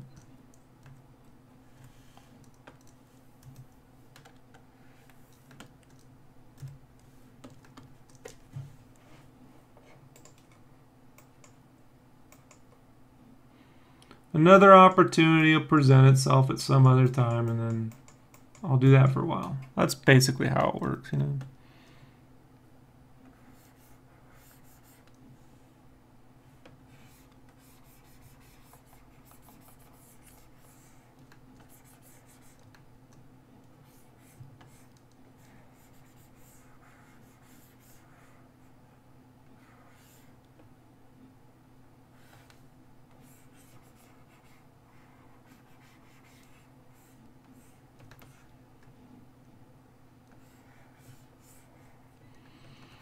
But to your point, cons should only get so big.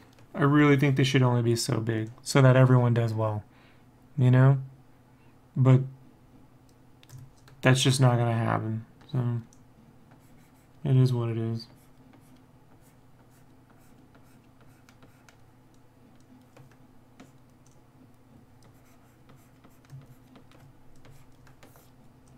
They got that stupid Wizard World coming into Boise. And my friends are, you going to go to con? I'm like, no, I'm really not. Couldn't pay me to go to a Wizard World. I lost more money at those shows than all of them combined.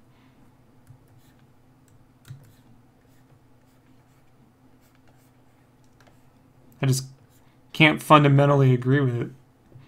Even if there's money for me to be made at this one, I just I can't agree with it, you know, ethically. To support one more Wizard World show. I'm part of the problem at that point.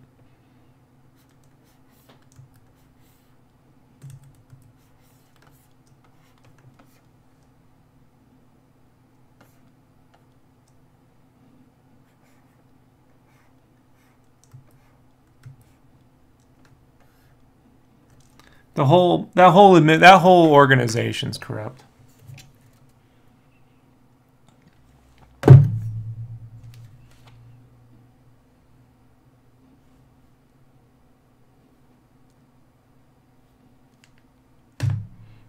And they let them take the cast to Buffy.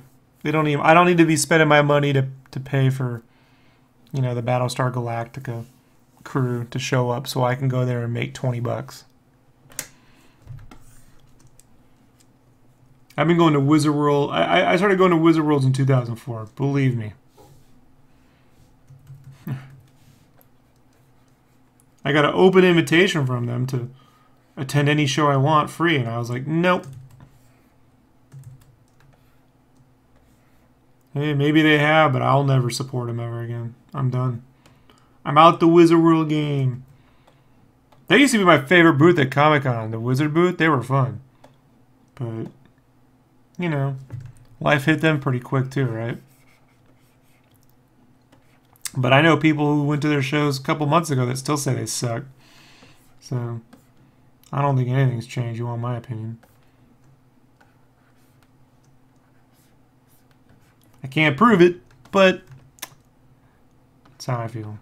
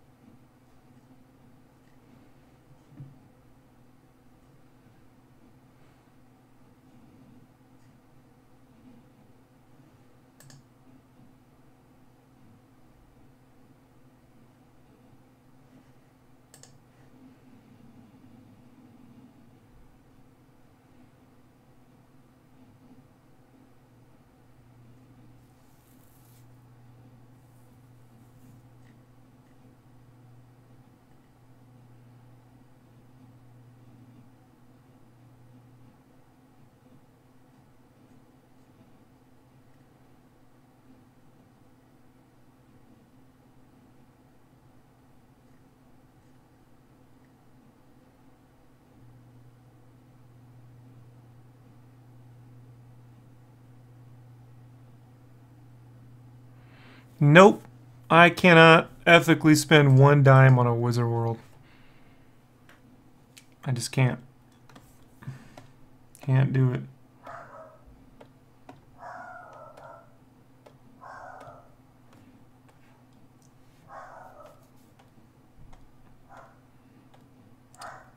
Truth be told, Karen, I don't really, how do I say this? I don't really get a lot of fun going to cons anymore, you know?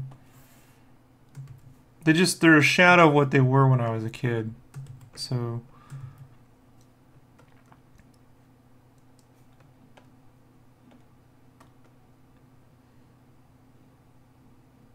yeah.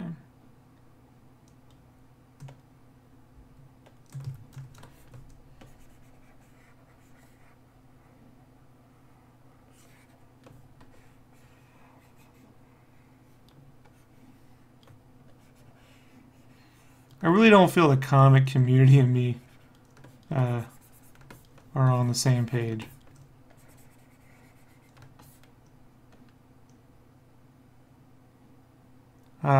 Here's the thing, Chris. I own my art. A commission is not a right to own my art. No different than when I do a cover, you know, or anything else. I have the right to reprint it. I own the original art. So.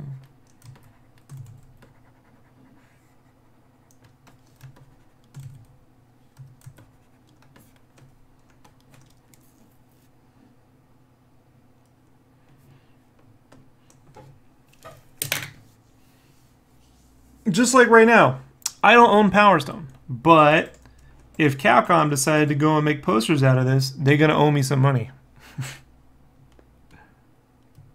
Yeah, you can turn commissions into prints or put them into art books. I do all the time. All the time.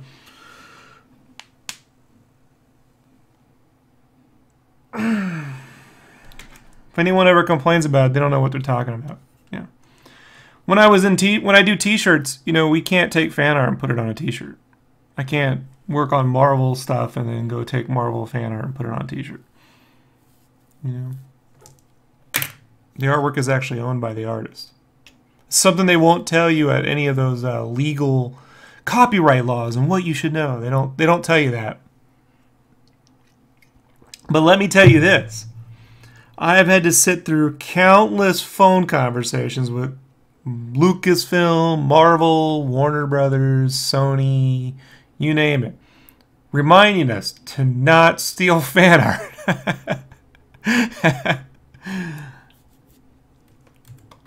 So, they will never admit it though, but that's how it works.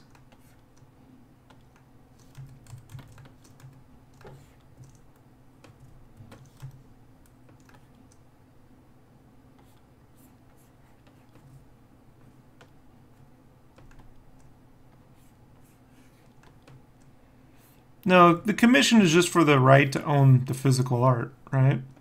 Or to commission me to draw something. I mean, there's digital commissions too, right? So they're commissioning you to spend your time to draw them something. That's what a commission is for.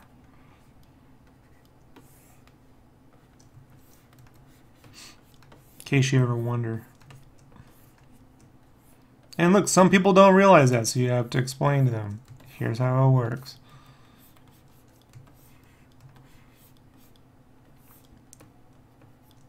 It's rare, though. It's rare you have to put up with that these days. But every now and then, you get someone that doesn't.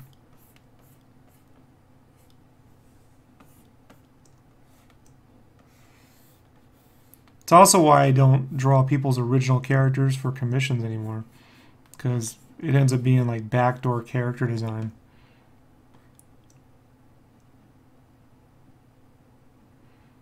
Yeah.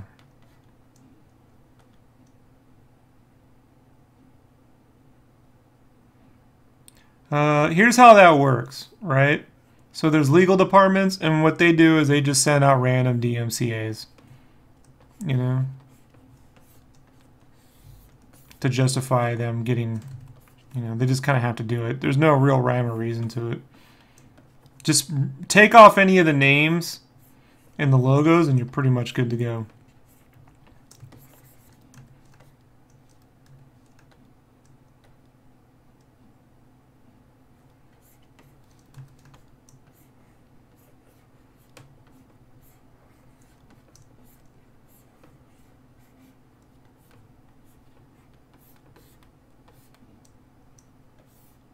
And you could take it down and then give it 6 months, put it back up, and that'll be that.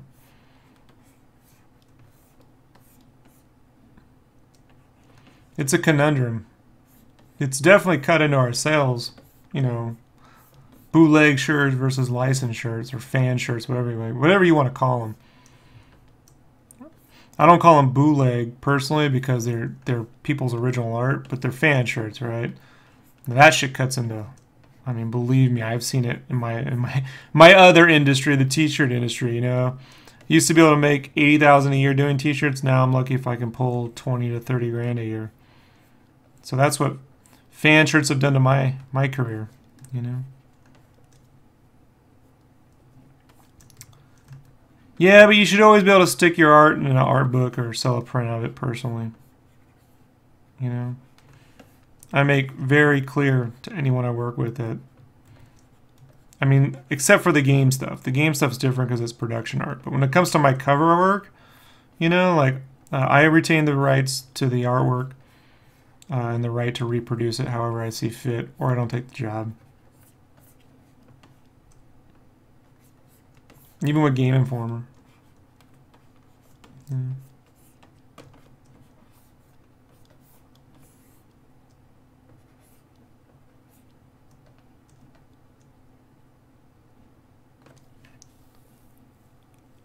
I could not do a Patreon where I ship prints every month.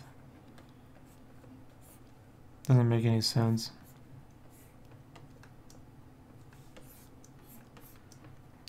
I'm considering one for Game Cave, but that's a digital product. You can do something where when you hit a certain amount, you know, for printing, they can then charge your Patreon. That's possible, but you got to promote the shit out of it. So then that becomes another full-time job, you know.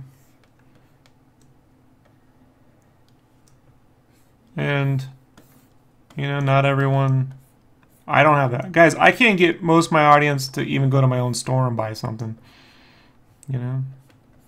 So I make most of my money off online through commissions. Commissions and printing, doing a Kickstarter once a year or so.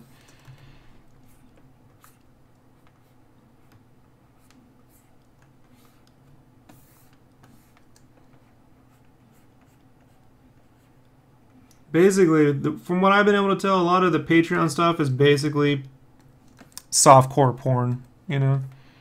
You're basically selling hot chicks. Sad to say, but it seems to be the majority of it.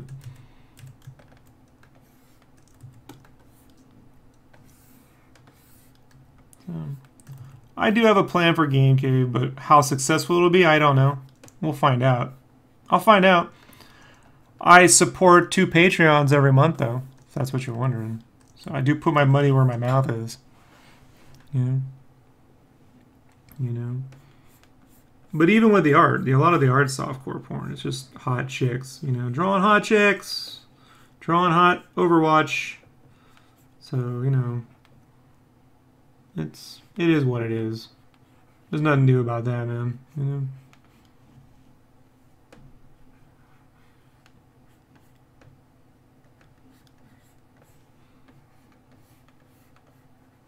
But I'm not going to chase what's popular, you know. I'm just going to do whatever I'm going to do next. I'm trying to find a way to make it work.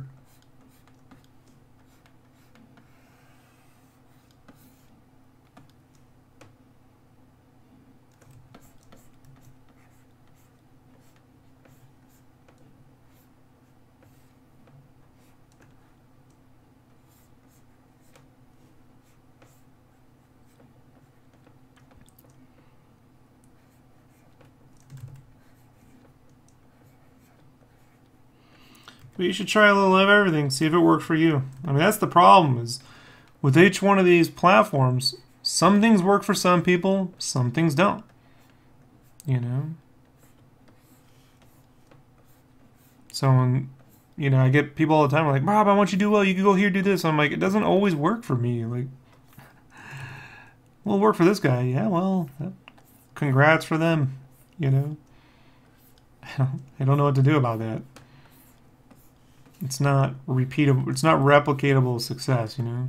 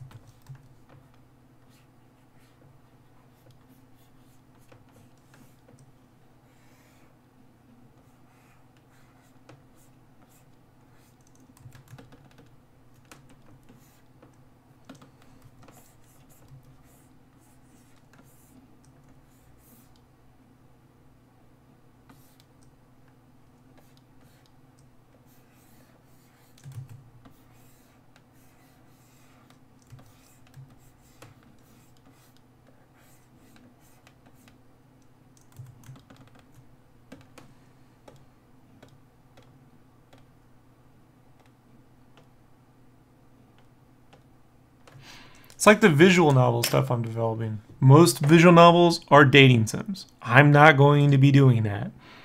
I'm going to be using it to tell the kind of stories I would have made comics out of, but I don't want to spend 20 plus hours a page to have people look at it in 30 seconds. And it took me 6 months to make something you read in 30 seconds.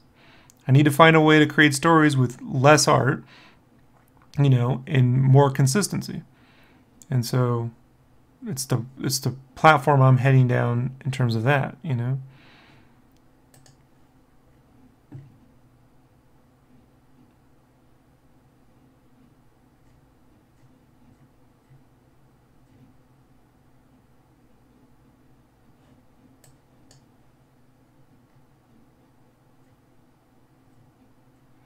I'm actually not intending to get much of my current audience to go there. I expect to build a whole different audience, and then hopefully, you know, anything I get from you guys crossing over is a bonus.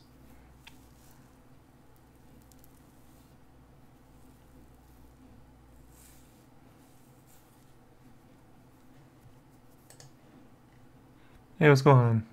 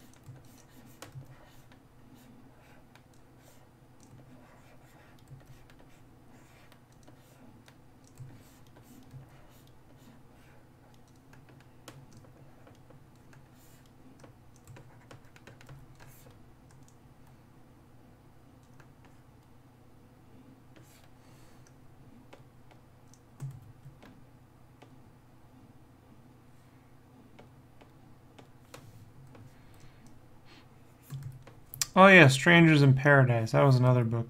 I used to hang out a little bit with that guy when he'd show up. Strangers in Paradise.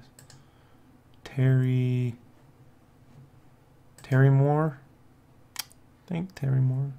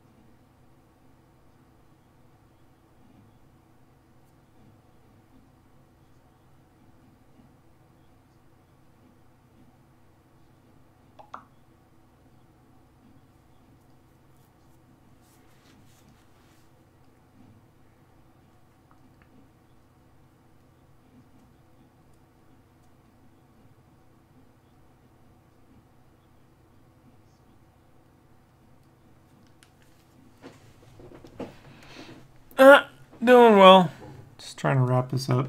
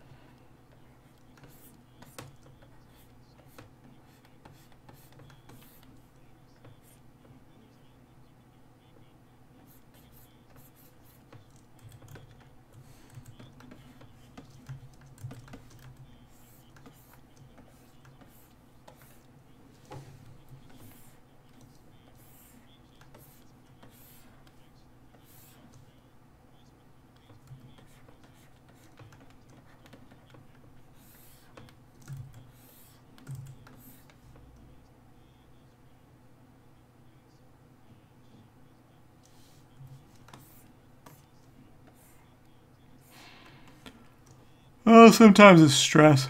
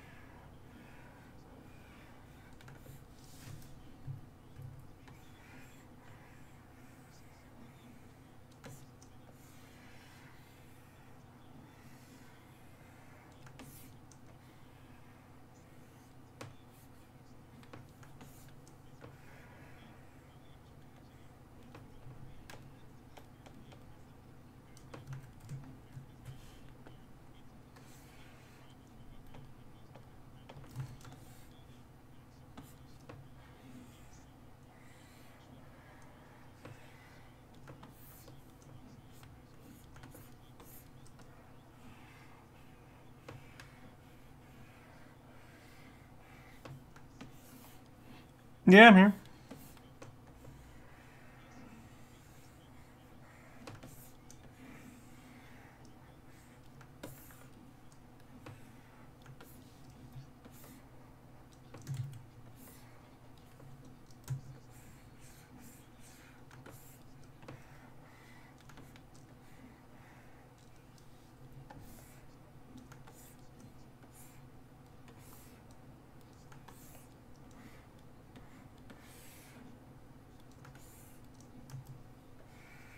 Sometimes. I turn it on and off depending on what I'm doing.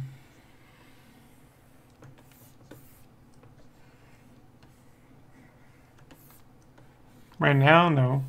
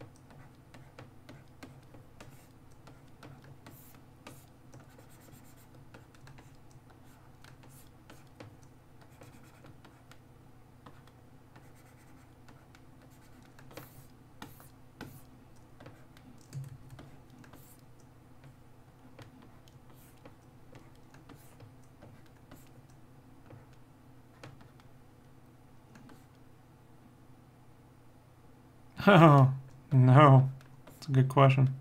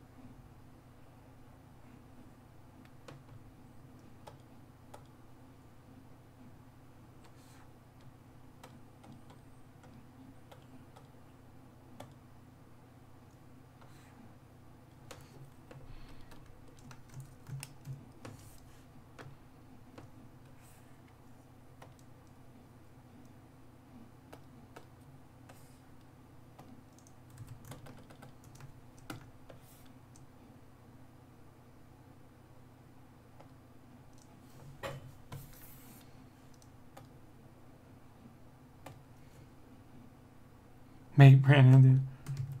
I should. I should make Brandon do it.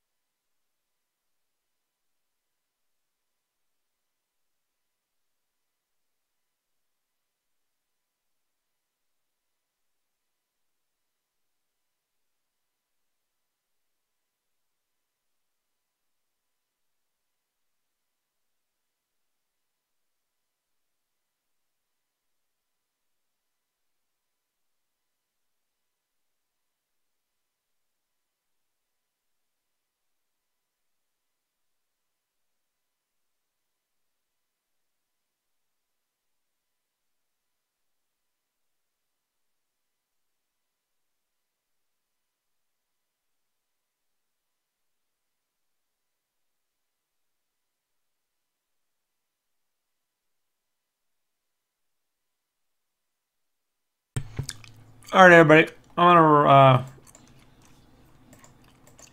have to wrap this up tomorrow. I got the Dreamcast.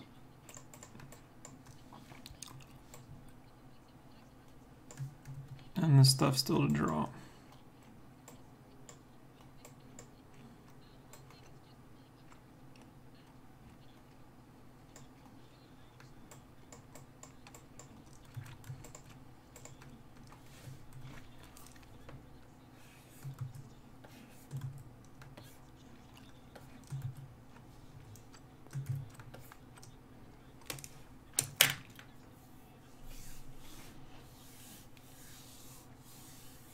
I gotta go take my walk, and I got freelance to do, so that'll be that. Morning podcast tomorrow, Tuesdays and Thursdays. And then if you have any questions or comments or art tips you want done, let me know.